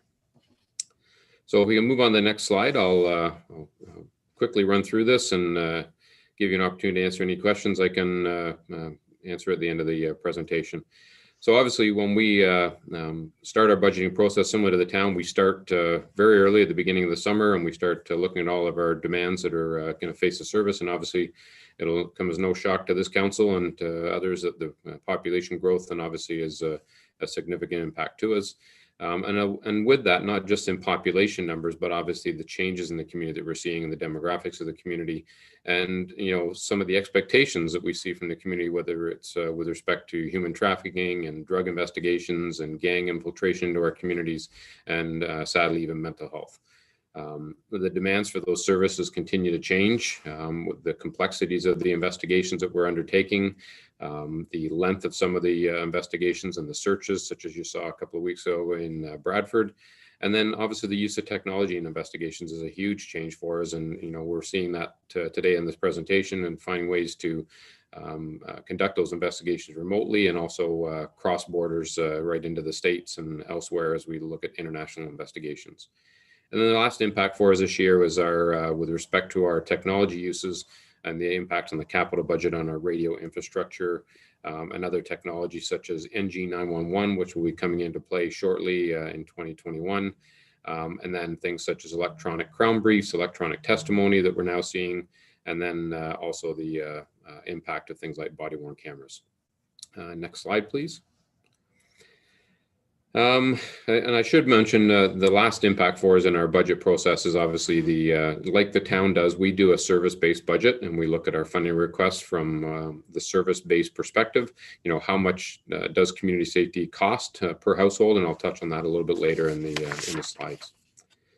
Again, not sharing anything that the town hasn't seen before, but these are the numbers when we worked with both the finance departments of the town of Bradford, West Gwillimbury, and the town of Innisfil to look at what the projected growths were again for 2021. Obviously, we continue to see the growth, roughly about a 3.9% growth in the town of Innisfil, a little bit less in Bradford, just under 1% growth. But we also recognize not just the household growth, but the growth that we're going to see in Bradford in the 400 corridor, and some of the demands such as Friday Harbor and long-term care facilities, and some of those other pieces that impact not just in population. And again, our goal has always been to try and be proactive, not necessarily reactive towards those impacts, and to get ahead of that growth.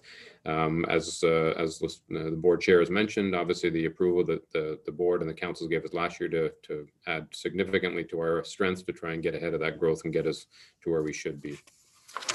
And as I touch on that, just to the next slide, please.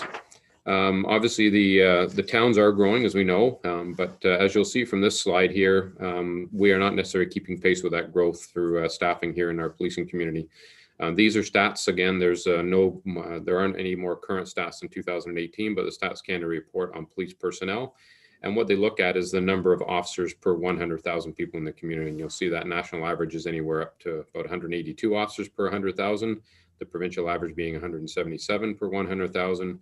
And South Simcoe is quite a bit below that at 119 officers per 100,000. And the second breakdown you have at the bottom there just gives you an indication of what we have as far as a breakdown of that staffing. 80% of our staffing is frontline, which is where we believe the greatest need and the greatest demand is, with a very small percentage around our senior command group, the staff sergeants, sergeants and above, and the inspector and deputy chief and chief. So we consider ourselves a very lean executive team, and trying to put the boots on the ground, which is where it's going to be needed. Next slide, please. So I'll now walk you through the summary of our 2021 budget compared to our 2020. And you will see that on the screen in front of you is a breakdown by categories, a high level summary in various categories. Our first portion is around revenues. We are projecting an increase in revenues this year for 2021 to the tune of about a $98,000 increase. And that's because of one of the grants that we applied for this year. We received funding to offset our crime analyst program to address some of the issues around gangs and guns and human trafficking. So although that shows an increase in revenue, I'll speak to that a little bit later, it's offset by hiring of a full-time crime analyst, which will help us be more evidence-based and more focused on some of those demands. But again, no direct impact to the taxpayers in that it's coming from grant funding. Again, the next big portion of our budget is salaries and benefits, and you'll see there From the 626,000 in salaries, the salaries increase year over year. A portion of that goes to an annual wage increase. Another portion goes to step-ups or grid increases. As police officers, they start as a cadet at one pay grade, and they climb up through those steps, 4th class, 3rd class, 2nd class, 1st over the years. So we have to budget for those step increases, both on the sworn side and the civilian side. But almost 1/3 of that increase is to absorb the full year budget impact of our positions that we hired last year. So those 6 positions we only budget for at a half year because we don't hire them at the beginning of the year, we get them in mid-year. So obviously then the impact of that in the future years is the full year impact of that budget. And then a smaller portion of that, about 137,000, is for the hiring of 2 additional constables in 2021. Our projections is based on the needs and the demands is to meet that growth in the community. We need roughly 2 new officers each year to keep pace. And then the benefits line, of course, is based on a percentage of our wage increase. And in order to try and find some savings to get us where we need to be this year, we reduced our overtime a little bit. The next area is around our fleet, our vehicles and our marine fleet. There's no changes in budget year over year. We do have an excellent partnership with the town of Innisfil and the use of the operations yard and the fuel purchases. So we've been able to keep that budget down and maintain where we're at. We're projecting roughly about 183,000 in expenditures for this year, which is a little bit less than our budget costs or our plan for next year. But again, we can't predict what the fuel costs are going to be in the year ahead, so we're leaving it at a 0 increase in those 2 areas. The next largest portion of our budget is the other category, and just to give the council an indication of some of the work we've done in this area to try and get to where we needed, you'll see that the projection is an increase of about 232,000 year over year in that category. 112,000 of that is directly impacted by our increase in insurance costs. We are considered a high risk in policing, so they continue to chip away at us every year and increase those percentages. So that's been a huge impact to us again for the 2021 budget. And then we're also seeing about $192,000 in increase for things such as our contracts for radio infrastructure, the cleaning costs, the increased cleaning of our buildings during the COVID pandemic, and then some other costs for maintenance of our facilities and snow removal and things like that. So out of the, again, out of that roughly 305,000 in increases in those areas, that's been offset by a reduction of about 73,000 in cuts that we've made to our clothing budget, our supplies costs, and our training and conference costs for 2021 to try and bring that number down. So the bottom line is obviously there's an increase of $940,000 year over year, of which 806,000 of that is directly applied to salaries and benefits, which really only leaves us about $134,000 worth of discretionable spending for those other areas at the bottom of the budget. You can go to the next slide, please. And I know council has seen this slide in the past, but just to give you a bit of indication of what our breakdown, 90% of our budget is for salaries and benefits, so those human costs, leaving us roughly 10% for all the other things, for training, for clothing and equipment. Our technology costs are obviously fairly substantial at 4%. Our facilities being that we house 2 buildings, our fleet, and then any other expenses, and that's offset by a 2% increase in revenues. Next slide, please. I'll now take you through our capital budget, and although we provide a 5-year capital forecast for both the municipalities, I'll just focus on our 2021 impact for the capital budget. You will see in front of you there's a number of lines, some that I refer to as capital projects, which start and end sometimes within the year or sometimes over a multi-year. But then we also have some capital programs that we maintain each year. So for example, our vehicles is a program that we roll out each year. We budget for so many vehicles within the life cycle of our fleet. We're replacing roughly about 6 cruisers every year based on the mileage that we put on those vehicles, obviously operating them 24/7. We replace a couple of plane cars, which get a little bit more life expectancy out of them than our cruisers do. And then obviously we have to replace some of the specialty vehicles such as our prisoner transport vans and things like that. At the top of the page, you'll see the impacts of our radio infrastructure. And again, another fabulous partnership that we enjoy with In-Services and Empowers. We're looking at the tower sites throughout the town of Innisfil and trying to get ahead of that growth and the penetration of all the other electronic devices within our communities and the need to have a stable and secure radio infrastructure platform for our officers when they get out of that car. That is their lifeline, to have that radio on their hip and be able to call for assistance or do whatever needs to be done as far as calling for medical assistance for people we're dealing with or for the safety of our own members. And that project is a long sustaining project as we start to add more towers. And of course, with those towers, they all have to be 24/7, 365 capacity with generators and all sorts of other backup systems in place so that in the event of a power outage or a major disruption, we can still communicate. Excuse me, as we move down a little bit further, obviously a couple of those projects or programs that I talked about are furniture costs, replacing chairs and some of the aging furniture within our buildings. That's a sustainable item. In the information technology, there's a number of projects, and where we've been able to find some savings this year is we were able to cut our computers for our vehicles. Unfortunately, in 2020, we were not able to get the computers as they're changing a setup and they're changing the operating system for those in-car computers. So we elected not to purchase any in 2020 and I carried the funds over into 2021. So that's been a huge impact to reduce that portion of the budget. And the same thing for 2022 as we will be playing catch up over the next couple of years. The computers in our office, obviously we have to continue to roll those through on a 5-year evergreening process. So we try and replace what needs to be replaced and hold on to what needs to be held on to. And then we have a number of server replacements that are obviously on 3- and 5-year life cycles for some of the servers to run our computers and our in-house camera systems and audio recording devices and things like that. And then finally, at the bottom, you'll see that we have a number of devices that we require for traffic enforcement, for drug screening devices, intoxilizers. The average radar runs roughly $3,900 per radar. So in order to keep our number of radars out in the community addressing some of those traffic concerns, we're continuing to add to those each year and replace the ones that are aging. And, the weapons line at the very bottom, again, is just to maintain our current cadre of weapons, or as we grow as a community and have to add some additional weaponry to us, such as the conducted energy weapons, our CW tasers, to try and find some less lethal options out there.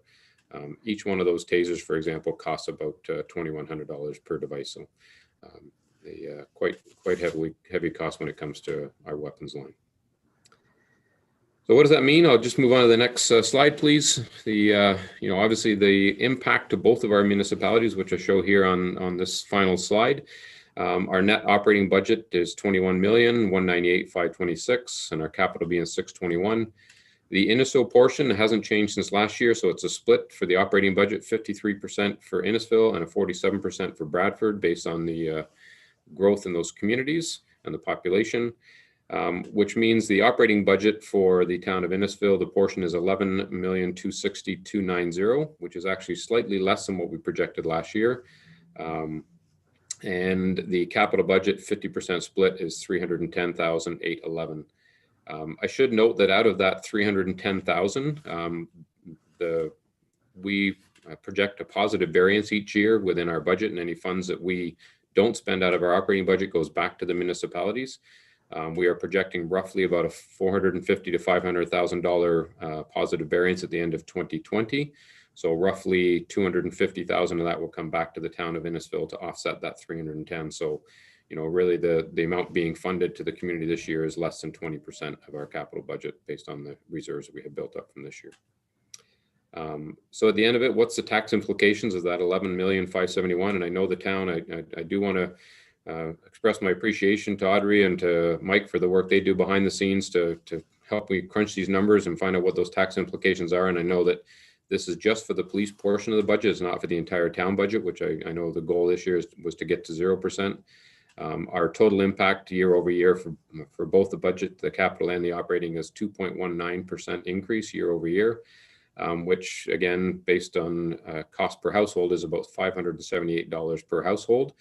I know that on one of the pages of the budget book, it talks about what's the impact of the households, and I think it was $50 a month. It's actually a little bit less than that. It's down to roughly $48 a month, or $11.12 per week per household. So again, when you look at what people are paying and most of their household costs for, private security camera systems, Wi-Fi, Netflix, whatever they're using to maintain their households, we feel that that $11 per month is a reasonable amount to be paying for the safety and well-being of their community. And again, next slide, please. I'm happy to take any questions you may have, or go back to any of the slides with the help of Patty and her team there to get back to where we need to be if you have any questions on some of the on any of the items. Thank you, Chief Fletcher. Questions or comments from members of council? Councillor Fowler. Thank you, Your Worship. Chief Fletcher, the one thing I've noticed over the past year, which the South Simcoe Police Service has really stepped up on, is mental health concerns. You have I believe it's the COAST program.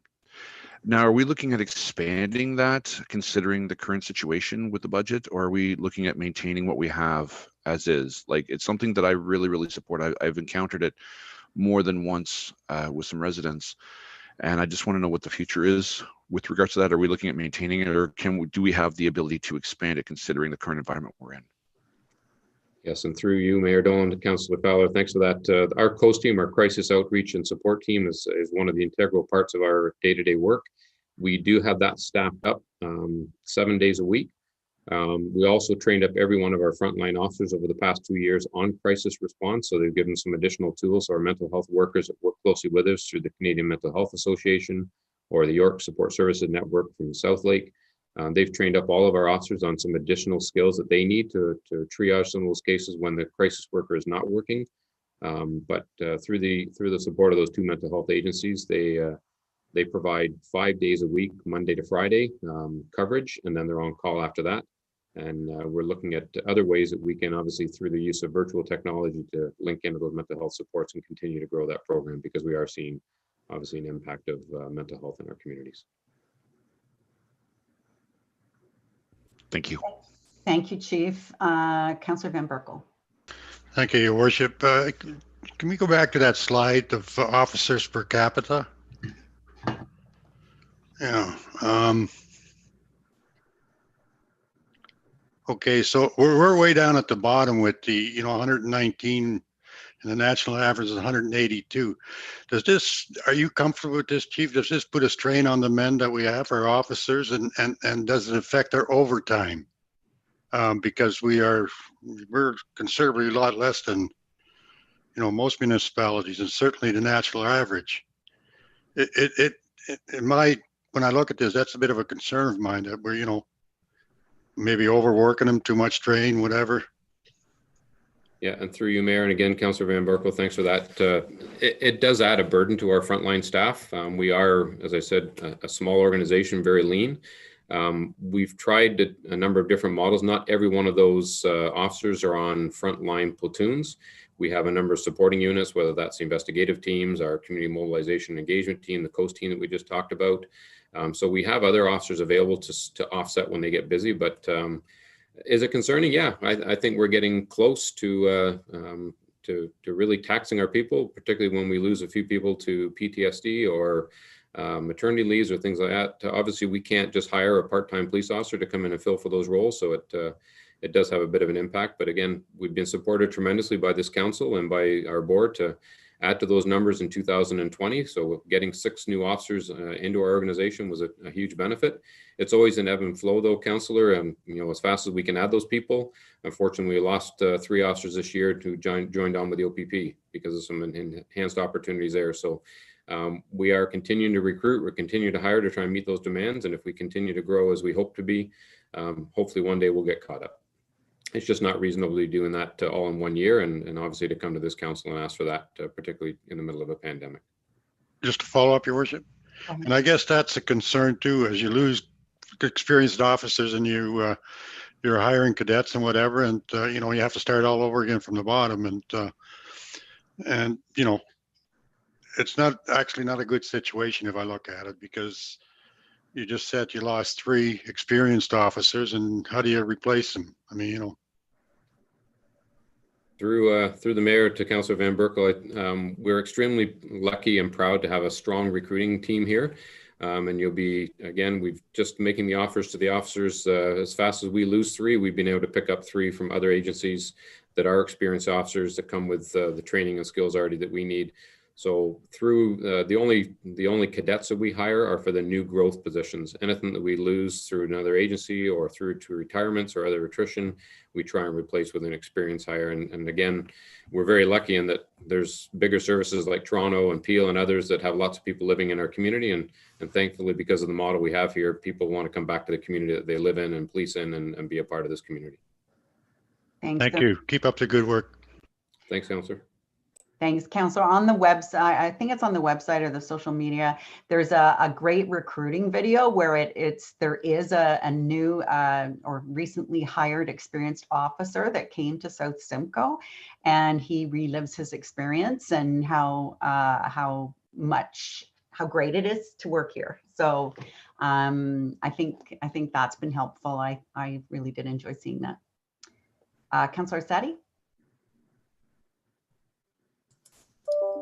Your Worship, just some comments. I think at many times people are quick to criticize the cost, what we pay for South Simcoe Police. But then again, they're the first ones demanding, where's the police where we need more? And I think as Councillor Fowler had indicated, the growth and need for mental health is increasing, certainly with the pandemic. I think that's going to flow over for the next couple of years in consequential impacts.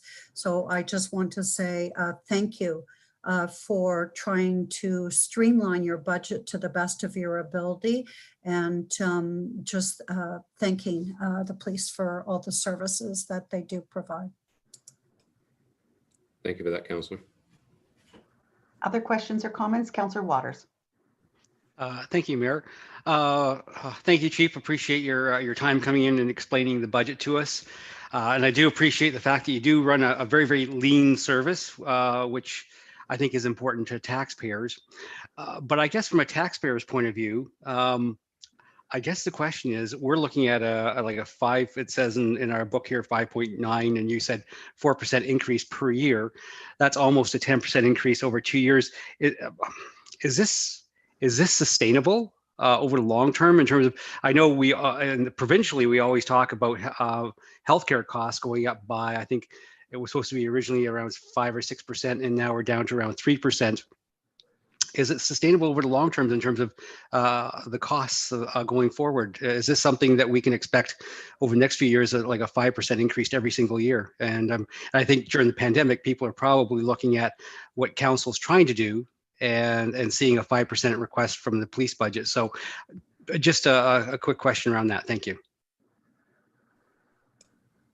Yeah, thank you, Councillor. Through the mayor again. The actual impact of our budget is really 2.1%, not the 5% that's noted. And when I look at the a service-based budget, recognizing it's costing roughly $40 a month for community safety, will we continue to see some increases? Yeah, I think we're going to have to, obviously, as we meet those growing demands, we're going to have to add officers each year, which will have a financial impact.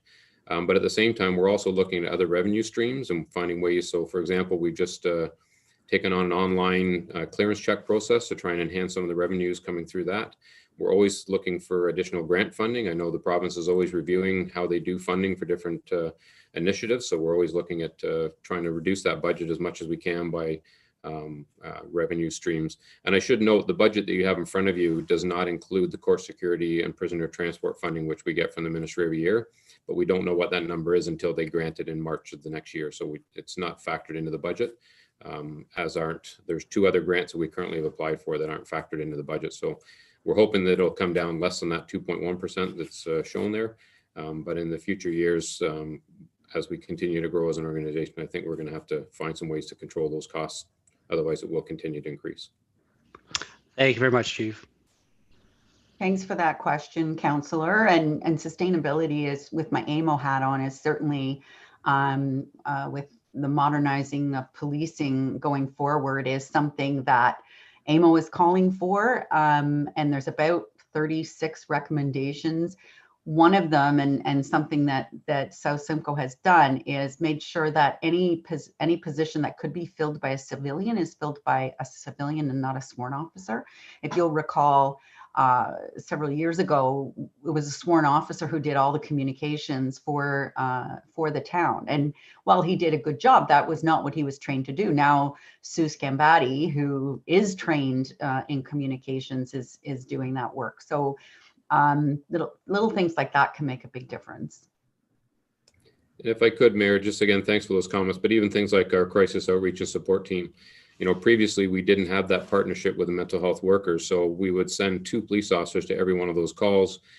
Many times the person would end up being apprehended, taken to hospital, and we'd care for them there for a number of hours before they were then released. Our new coast model allows for 1 officer to do that with a mental health worker, and the mental health worker is paid for by the LHIN, not through our police budget. So again, it's getting the funds coming from the right area, doing the right service. And then, you know, the significant impact is we then can get the care for the people that need the care at the right time with the right services and not end up sitting in a hospital for multiple hours. So we're always looking for those ways to civilianize and find the right services. You know, our community safety and well-being plan that we are currently working on with the county is trying to find those ways to engage with social service agencies, mental health providers, other service providers, so that, you know, the police don't become the 24/7 response to everything. Thank you. Any other questions or comments? Councillor Dickel. Thank you, Worship, and thank you, Chief, for the presentation today. Just for clarification, following along in our budget book on page 284, the operating budget overview for the police services was 11.4 million. Your presentation shows us that it's coming in at 11.2, which is a savings of $161,000. Curious to staff, where is the capital request captured? Are we looking that we have a surplus or a deficit with that? Because obviously the total number adds the 300,000 capital costs. So I'm just curious where that's captured in our budget today. Do we need to amend the budget, this portion of the budget to reflect an increase or a decrease in the police request? Ms. Webb or Mr. Go ahead, Mr. Melanchon. Through your worship, and I call Treasurer Webb on, just to clarify, the capital budget is included in our budget. I think there has been a slight modification since the preparation of the budget book through you to Chief Fletcher. I think there was a slight modification. So we haven't reflected the most current, but once we move towards presenting to council the final budget, we will modify those numbers slightly. Great, thank you. Any other questions or comments for the police service? Seeing none, I just wanted to take a moment to thank you both for being here, and a special thank you to Chair Miguelo, who is ending his term with the board shortly. Thank you for your service and for taking on the role of chair, which is significant workload. And you've done a fantastic job, and I just wanted to thank you on behalf of the town of Innisfil. And my final comment, if I could just take a moment, is to introduce you to Nitro, the police dog. For $20, you too can own a Nitro. He's got his own little canine medal, and he's of course wearing proudly his South Simcoe vest. So these can be ordered through the police service if you're interested. And the money, Chief Fletcher, I forgot where the money's going to. Yeah, the money's it's being raised to go back into the community to support local initiatives, for whether it's food banks or Christmas hampers or other programs to support those in need over the Christmas holidays. Thank you. So if you want one, if you get in touch with me, I'll coordinate that. I bought 3. They're so cute. Thank you, Mayor. Thank you. Thank you, Mayor. Thank you, Council. Thank you, Chair Miguelo, and Merry Christmas to you, and Happy Hanukkah. So seeing no more, we've moved this up. This was section 4.10, but the deputy clerk said that we can make this recommendation now, and then she'll note something in the minutes that we did move this forward. So a mover and a seconder for the recommendation that's in front of us. Councillor Payne and Councillor Nicol. All those in favor? Those opposed? That's carried unanimously. Welcome back. I know Councillor Payne was with us. She could hear us, but she couldn't see us. But now we've got the camera issues sorted out, so that's wonderful. Okay, moving back to community prosperity business planning, which is starts on page 138 of the budget book. And I will introduce, I guess it's probably going to be Mr. Taylor or Mr. Melanishan. Thank you, Your Worship. Yeah, we're going to move to section Community Prosperity and Business Plan, particularly the economic development area. Mr. Taylor is here, the Economic Development Catalyst, to respond to any questions for council. So please feel free. Thank you. Council, questions or comments on this section? Councillor Orsatti. Thank you, Your Worship, to Mr. Taylor. Just on page 142 in the budget binder, it shows the community grant funding with an 842.93% increase in the proposed budget for the grant funding. I noticed that on page 143 in the explanation for that, it's there is the budgeted OLG reserve transfers and how they've been separated from how they were handled previously. And I just wonder if you could give an explanation to our viewers on following why it's being handled this way at this time. Thank you. Yeah, actually, that's the one component that's not under my sort of direct purview. I believe that's with Jen Ray. I'm not sure if she or someone else from that area is on the call. I feel more comfortable if they address that. Yeah. Thank you. Ms. Ray, are you here? There you are. I am here, and I'm wondering one from finance who would be able to speak to this part. Okay, Mr. Melanishan or Ms. Webb. Through you, Your Worship, I think we'll take a brief pause if you don't mind, so we can just follow up on that section, and we will get back to you right away. Thank you for the question, Councillor Orsatti. Apologies for not getting that ahead of time. No worries. Okay, we've got somebody's screensaver up here, and it's pretty scary. There we go. All right, did you have another question, or was that your only question, Ms. Councillor Orsatti? That was my only question, just the explanation of that reserve funding transfer. Thank you. Through Your Worship, Treasurer Webb is prepared to respond to that question. Thank you. Ms. Webb? Hello. Yeah, so with the change in the foundation, so as you will all recall, I believe it was in 2019 that the foundation was created, and council decided and agreed that the grant funding would go, $200,000 would be going directly to the foundation. So it's really just an accounting change. Previously, that money came out of our OLG money and directly into a reserve fund that was being held for the foundation. But now that money is reflected as a grant expenditure to an external organization, whereas before it was just all part of the town Finisville. Thank you. Any other questions? Councillor Payne. Thank you, Your Worship. I just have one question, page 142 on the community prosperity. I was wondering, will the community prosperity be available as calculated in the budget, or presumably less due to the OLG and the COVID-19? Thank you. Ms. Webb?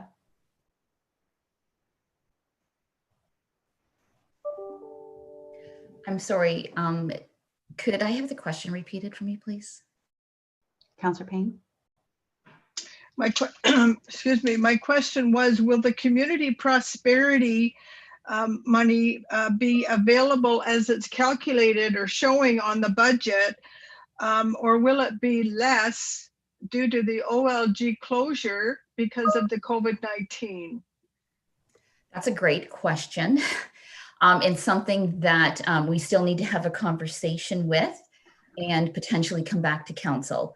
As you know, with the next wave of COVID upon us now, there's a lot of uncertainty around the money that we'll be receiving from OLG. So certainly something that staff need to discuss and get back to council on. For preparation of the budget, we have included it here as $200,000, but that's subject to change and subject to council's final decision. Thank you. Thank you, Ms. Webb. Did we anticipate, what was the amount we anticipated as revenue for OLG for 2021? For 2021, we took a fairly conservative approach. We're only budgeting 25% of OLG revenues. And then we've bumped that back up to 75% in 2022. But of course, we'll be monitoring that carefully and, taking any action to mitigate any risk and control any costs if we need to. Thank you so much. And a question, if I could, Mr. Taylor, the FedDev money that I know we applied for in 2020, or was that 2019? Oh, gee. Anyway, did that ever materialize? Yes, so the update there is we asked council, we have a motion to apply for FedDev. Prior to COVID, we were working closely with the Ryerson DMZ to put an application forward. Everything was put on pause. About 2 months ago, we re-engaged with FedDev, and we're having conversations with them right now. And the reason I say conversations is they're providing us guidance on the best way to construct an application. Our goal is within the next week or so to be submitting let's call it a draft application for further feedback. So it's still in process. We've been giving some great feedback that our proposal looks good, but I think as we all know, grants are only guaranteed when you get the notice back that you received it. But ours, we're getting great feedback and it looks promising. Thank you. And is it reflected in this budget? In our working documents, we did, I think for being conservative, we've left it out because there's no guarantee of revenue. And should we be a benefactor of grants, then I imagine we would work through finance and back to council to report accordingly. And should we need to make adjustments, we would do so. Thank you. And I think that's wise and conservative. Any other questions or comments on this section? Seeing none, we have a recommendation.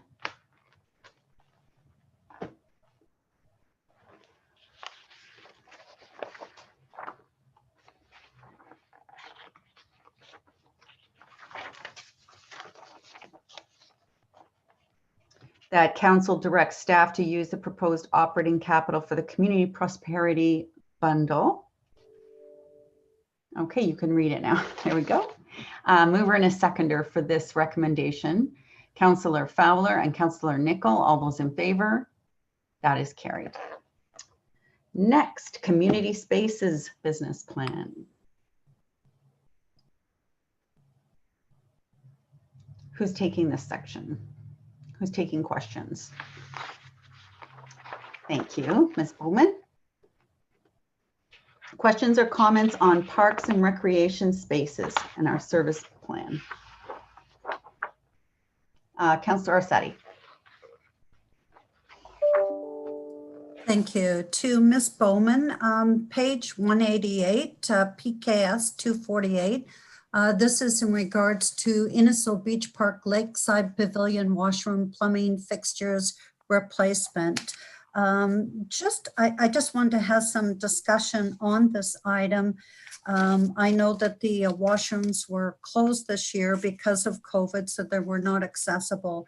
In using the washrooms the previous year, I just want to understand a little bit more on the BCA, the building condition assessment, because this is for fixtures, urinals, toilets, basins, and privacy partitions that's scheduled for 2022. And I'm just concerned on the current state of ill repair. I know in using the women's washrooms, the laminate counters were broken, the taps were taped with duct tape, and I'm just wondering if there is small repairs that will be happening in 2021 to I just think that they're in such a state. I just wonder on the, I guess, understanding how is the building condition assessment completed? Does a staff member go there and take a look at that and create the pictures and what were there small minor repairs that were done to this to band-aid it until 2022? Thank you. Thank you, Ms. Bowman. Perfect. Thank you, Your Worship, and through you to Councillor Rosati. Yes, I can understand the appreciation of that space. So this summer we did open that set of washrooms in June, and over the summer we have done some fixes, which includes replacing of all the faucets. So we continue to look at that space and make adjustments as we can. I do agree with you that the space does need addressing sooner than later. The building condition assessment that triggered this project was done in 2016. So it could be that space has deteriorated faster than anticipated. And certainly those experts gave it their all in setting that up. But we're happy to readdress that. But given the number of priorities and the number of building fixes, the resourcing, both people and funding that's required for all those, our best recommendation was to place that particular set of works in 2022.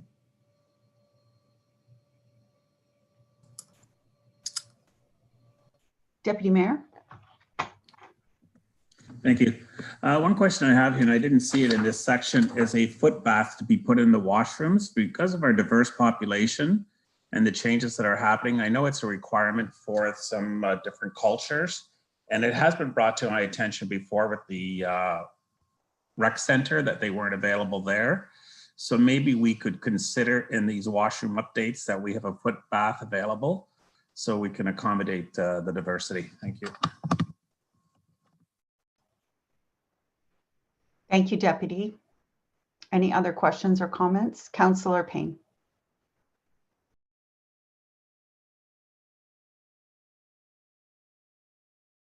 You're on mute, Councillor. Thank you. I just wanted to ask on page 153, but regarding the parks, it says that they're accessible to all.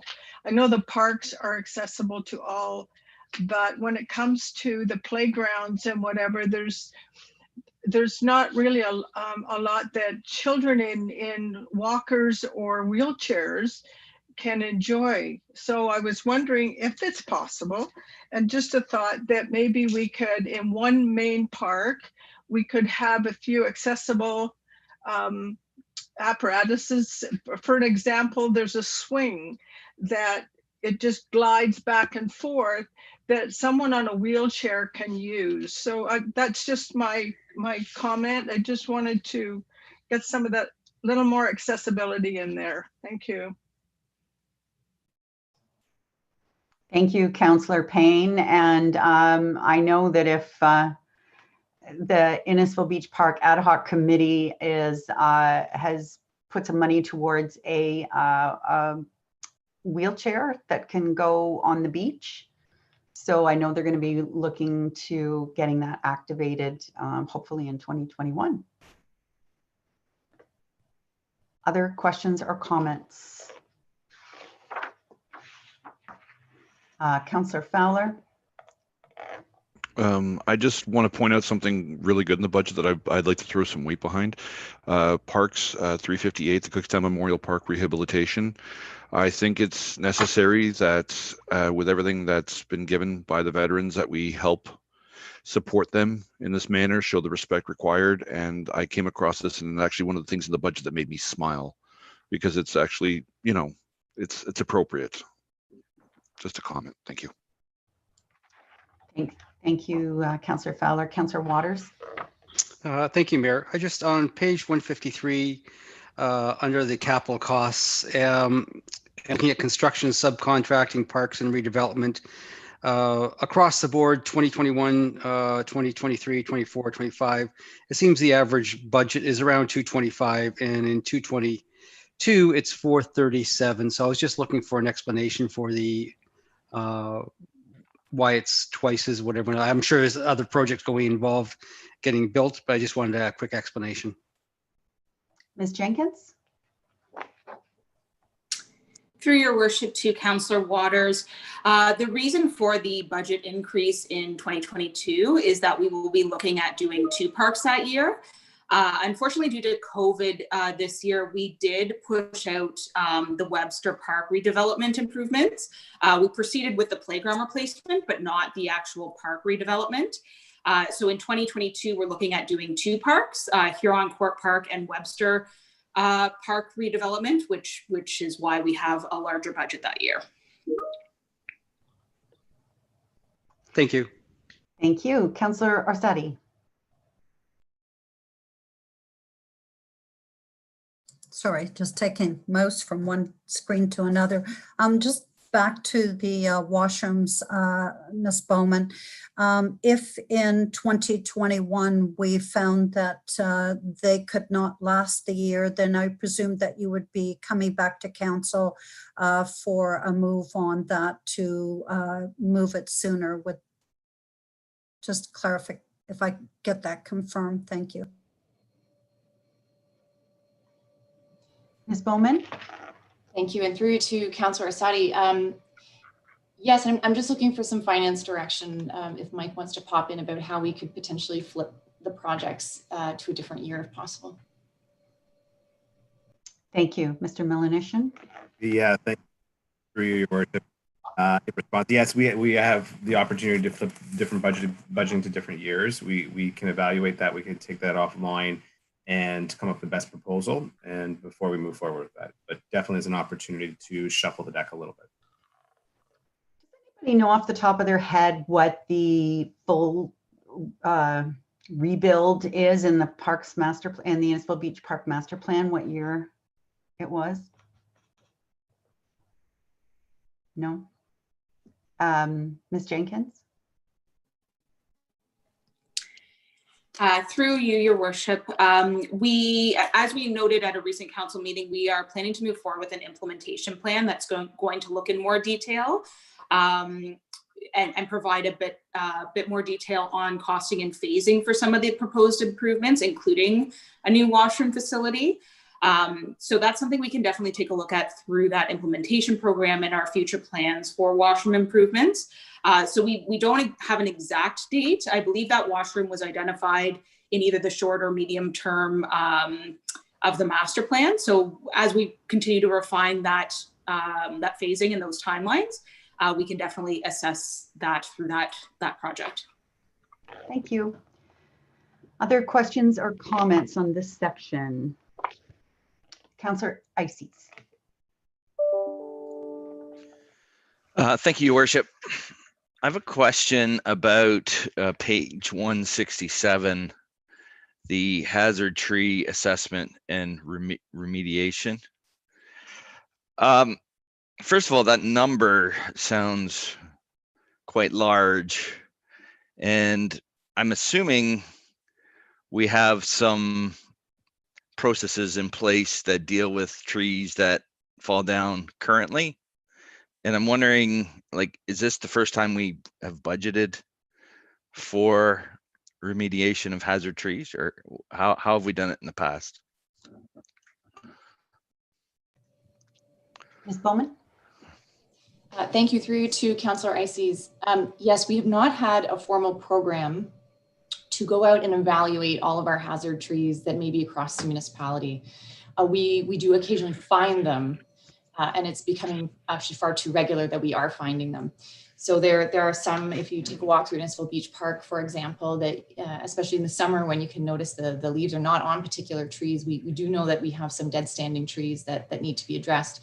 So rather than taking a reactive approach where we have to pull budget out of other activities, that we would like to find these trees proactively and bring them down safely and timely for the safety of the community and frankly for the longevity of the trees around too. Follow up. I guess from a common sense point of view, I have a hard time understanding why. Like, wouldn't it be better to budget for a small amount every year instead of, to me, a huge amount in 1 year and then nothing in subsequent years? And I guess I have a problem from a common sense point of view. Like, when a tree's dead, like you said, we can see that, especially when money's tight, that we feel the need to consult. Like, how much of that? So is the 150 just for cutting down trees? Ms. Bowman? Thank you, through your worship. So the capital project here is broken into two parts. One is to get the evaluation done. So this is similar to how we approached our ash borer program as well, where there's a consultant that goes out and looks at all of our spaces, whether that's municipal boulevards and also our parks and other municipal property. So that full evaluation is a costly bit that happens up front. And then we begin with the remediation program. The largest expense will be up front, managing the high priority trees that come first. And then that cost would be something we would annualize and could consider handling similar to we do the ash borer, where we divide the municipality into sections and yearly go into those sections and begin the remediation. Is it so where is the ash borer part of the budget? Ms. Bowman? Just getting clarification on that. I believe it's in our roadway. If you could just give me 1 second.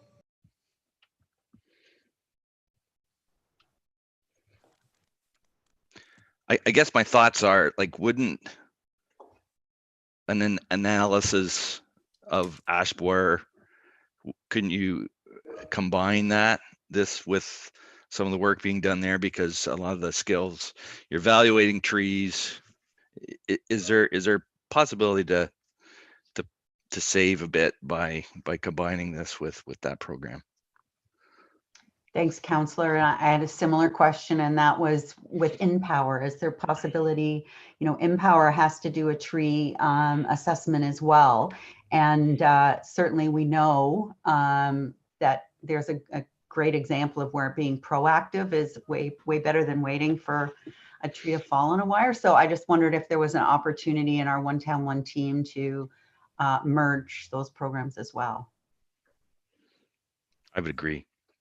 Thank you, Your Worship. And yes, you are completely correct. So from a One Town One Team perspective, especially when it comes to procurement, we will be looking at synergies that come with working with perhaps the contract that's set up with EAB, the Emerald Ash Borer project, or other synergies that may come with InPower, for example. So that's certainly what we would look into.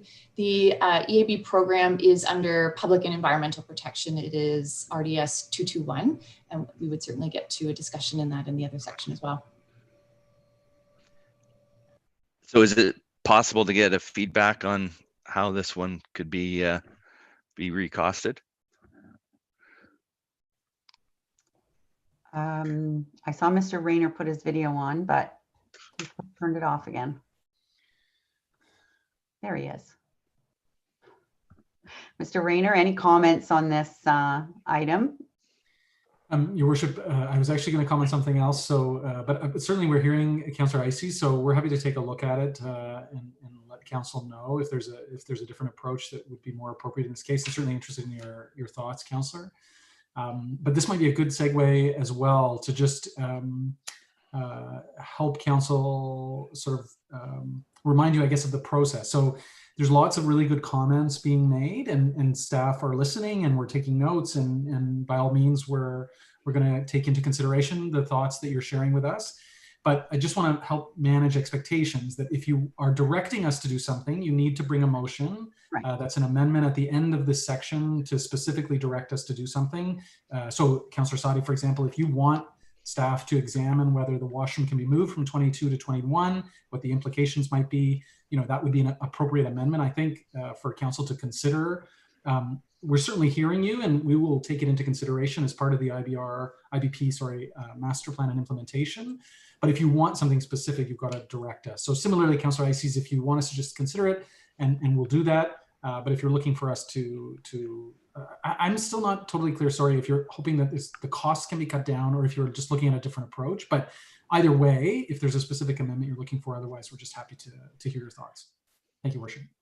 Yeah, absolutely. So we can get there at the end of this section, but definitely if we're directing staff, we need to do it as a council, because if one person making a comment, maybe not everybody agrees with that comment. So we want to make sure that we're not making staff, giving them direction to do stuff that maybe in the end we're going to change our mind. Councillor Orsatti. Thank you. I just wanted to share with Councillor Ices and other councillors in regards to this one on the tree assessment and remediation. I was responsible for a large company for hiring crews for arborists to review of all trees. And this was in the Sandy Cove community of over 1,800 homes, and trees that were older than the park of 45 years. It is an expensive venture to get those arborists, who are the qualified people, to look at the trees. Sometimes the tree looks very healthy because of the leaves, but it's dying inside. One storm and there's, the liabilities of falling on a home, falling on a street, falling on wires, hydro wires, etc. So when I looked at this, from my experience, the costs were certainly not exorbitant and seemed standard with the industry. Thank you, Councillor. Councillor Van Berkel. Thank you, Your Worship. I'm just looking at page 180 on the Lefroy Arena, which was assessed in 2015, apparently. And it was identified that many of these items, it says in here, that needed to be done at the time. And I just wondered if any of them were done, and why we are spending like $500,000, at this time, and like in 21, when we're still trying to keep our budget down to a minimum. If we couldn't do that, seeing that the life of the building, according to this, is only 5 to 10 years, maybe a little bit more, but I personally don't think so. Why we couldn't spread that so that the 21 budget, would be more in line. It's something like the trees. Why do we need to do that all at once? Ms. Bowman. Thank you. And through to Councillor Van Berkel. I can appreciate that comment. Lefroy Arena is approaching the later years of its life cycle. And certainly we haven't given it the due attention that it deserves in order to keep a level of quality in there that we can be proud of. It does need a replacement of a number of items, which I'd say are really past due in many cases. So both the building condition assessment as well as current assessment by staff who have a great deal of expertise in managing these facilities now have really evaluated the space and suggested that it really is time to do these and to not delay this one any further. Follow up, Your Worship. Has there been an assessment done like in 2020? Ms. Bowman. Thank you, and through you again. Yes, there's an assessment coming up in 2021 that will begin to look at these buildings again. Certainly the prior assessment as well as recent assessment this year by staff have come to the conclusion that these are necessary items. Thank you. Ms. Bowman, Mr. Councillor Van Berkel indicated a few meetings ago that the skateboard park there was in disrepair. Does this item include repair to that facility? Thank you, and through you again. Councillor Van Berkel, I'm glad you pointed that out. Our head of our parks team headed out to that skateboard park the very next day after hearing that to do a full inspection. So work is underway looking at that space to see what we can do to give it some refurbishment through our operating maintenance program. This particular project is designed for the Lefroy Arena building and facility itself, but as a side, we are also looking at that skateboard piece. Thank you. Thank you, Ms. Bowman. Deputy Mayor. Thank you. Just going back to page 167 regarding the tree arborist. Is it possible we could get an arborist on a contract, I was reading here, subcontract, but like on a retainer and sort of divide it over those few years? It might be cheaper for us in the long run, like we do with legal at times or different things, just an idea there. And going back to page 180 where Councillor Van Berkel spoke, it's a lot of money to spend in 1 year for something that's probably going to be torn down in 5 to 10 years. And again, with COVID, are we using the arenas as much as we have planned in this budget? So it's just a question, are we using, and if COVID continues, will we be opening up that arena? I just wonder if it's really necessary through the pandemic. That's all. Thank you. Ms. Bowman. Happy to speak to that as well. Deputy Mayor, we've had actually quite high utilization of our Lefroy Arena and the 2 pads at IRC, mostly because we've consolidated all of our bookings there and left Stroud unoccupied at this time. So we are seeing quite a bit of use down at Lefroy at this moment. Thank you. Any other questions or comments? Councillor Waters. Thank you, Your Worship. 2 questions on 2 different projects. One is on page 163, which is the 30th Side Road government dock repairs. And I must say, for the first time in my 30 years living in Innisfil, I actually went to that site this year, and I was amazed. What a beautiful site it is in terms of the view that it has and everything else. And I was quite disheartened to see the disrepair of the dock. And so I'm really glad to see that this project's going ahead this year. But I just want to ask whether or not from the parking lot down to the dock, there seemed to be quite a bit of erosion and everything else. It wasn't really all that pretty looking. Whether or not this repair also includes kind of making that piece a little better as well as the dock itself. Ms. Jenkins? Through your worship to Councillor Waters, yes, I believe that this is to look at the dock rehabilitation. I'm just confirming that it does include the parking lot repairs. And if it doesn't, we would probably look at that through the road ends program. So I'll consult with our team here and just get confirmation as to where the parking lot improvements might fall. Yeah, I was not only the parking lot, but the area between the parking lot and the dock was in quite a bit of disrepair. It looks pretty nasty in terms of it's a lot of gravel, no walking. It doesn't seem like there's a clear walking path. It just doesn't look all that nice. So it'd be nice if it included that as well.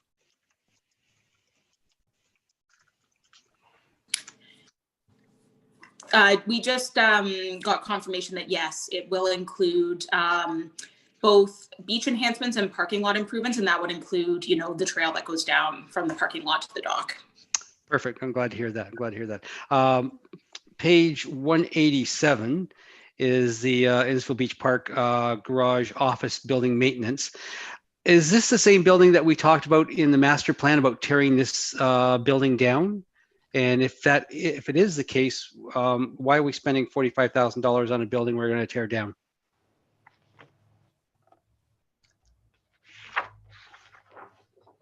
I'm looking for somebody's camera to go on. Ms. Bowman.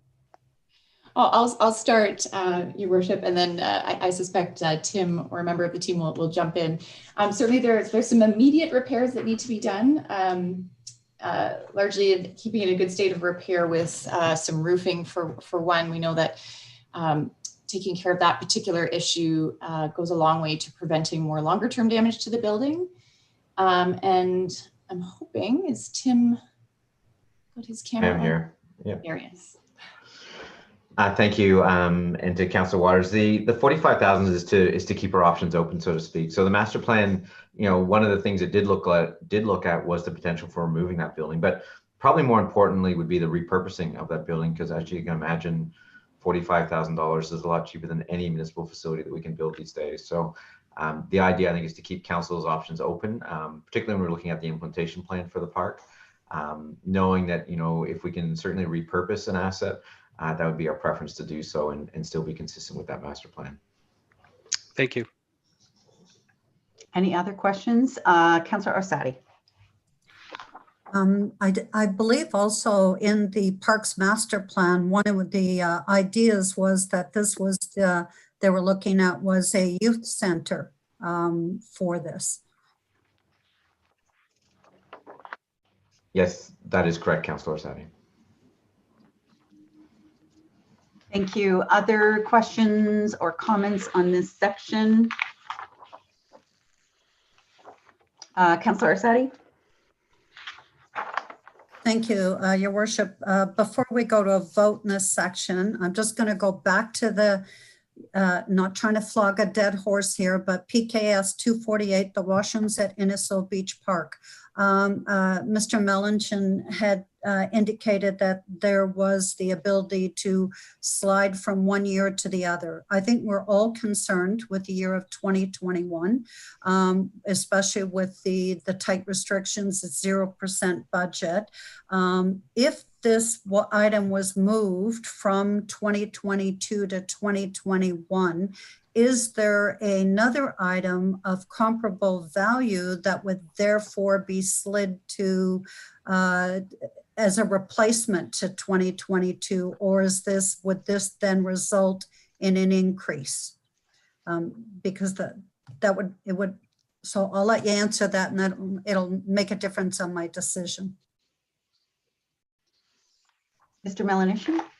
Through your worship to Councillor Orsatti, this is a capital project. It's not an operating project. So the impacts, we need to study that and do that assessment on if there would be a shift in operating budget and tax levy. We're not quite sure at this time. We will get back to you. But if I do ask that if you make that suggestion to shuffle it from 2022 to 2021, we pose that as an amendment, an adjustment to the recommended motion. Yeah, and we don't have to be that specific, Councillor. We can just say that staff look into how they could move it forward to 2021 is probably enough. Thank you. Anyone else? Okay, so then I did have an item and I lost my sticky and now I can't even tell you what page it was, but it had to do with the volleyball rehabilitation at IRC. And now that that sand zone or that company's not there anymore, are they still getting the use that they were? I think it was 151. Let me check.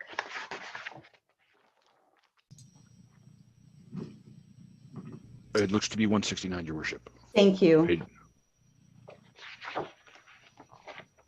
Ms. Botham. Yeah, I'm happy to answer, Your Worship. Yes, so Sandzone was applied for a contract or a lease agreement with us back in 2014, and they have been operating it up until last summer.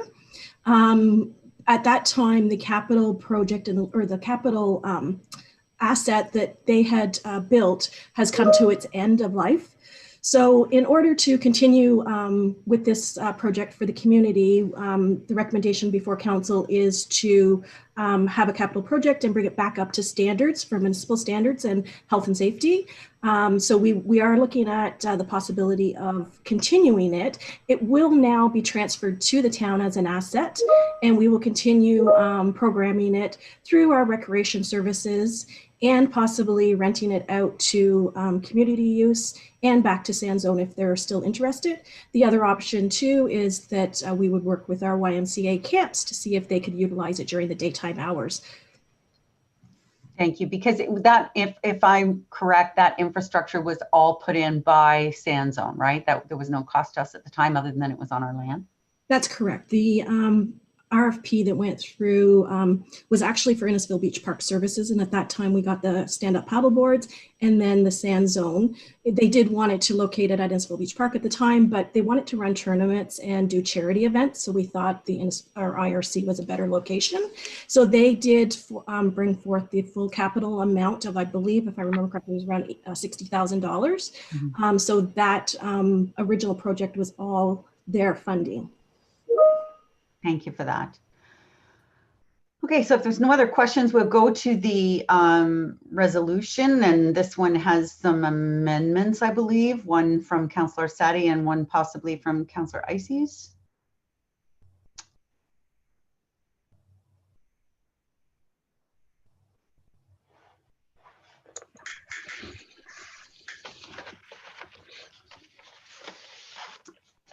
So Councillor Sadi, you wanted to add to that staff look into whether the feasibility of moving the Innisfil Beach Park, what was it called? That's PKS 248. Okay, so PKS 248, could it be moved to 2021? And Councillor Ices tree. Can I suggest the wording be something? Yes, I have a wording that I was trying to email to, but I'll just read it. And my wording would be with regards to PKS 408, that staff be directed to find cost savings in the tree assessments and remediation by teaming with InPower and other associated departments in a one town, one team approach. Thank you. Mr. Rayner? Thank you, Worship. I wonder if I could suggest a friendly amendment to Councillor Ices' point, and rather than specifically find cost savings, perhaps look for efficiencies. It's possible that we may save time or be able to complete more with the same dollars, depending on what we're able to explore.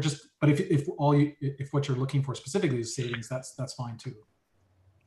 Councillor? I agree that explains it. So you're okay with efficiency? I'm okay with the efficiency instead of cost savings. All right. Questions or comments on the motion, on the amendments at this point? Councillor Nicol. Second. Your Worship, just wondering if we need seconders for these individually or together. Or I'm happy to send both of them or either of them if anybody wants, just to get them on the table. Sure. Okay, so Councillor Nichols seconding that. Well, why don't we have, if everybody's in, do you want to split the motion, Councillor Sadi, or are you good with both of them? No, I just want to be a mover. Okay, so if Councillor Sadi moves and Councillor Ices seconds, how is that? And then we can vote on them together. All right. And it's not even finished typing yet, but we know what it's going to say. So can we take the vote on the amendment, please?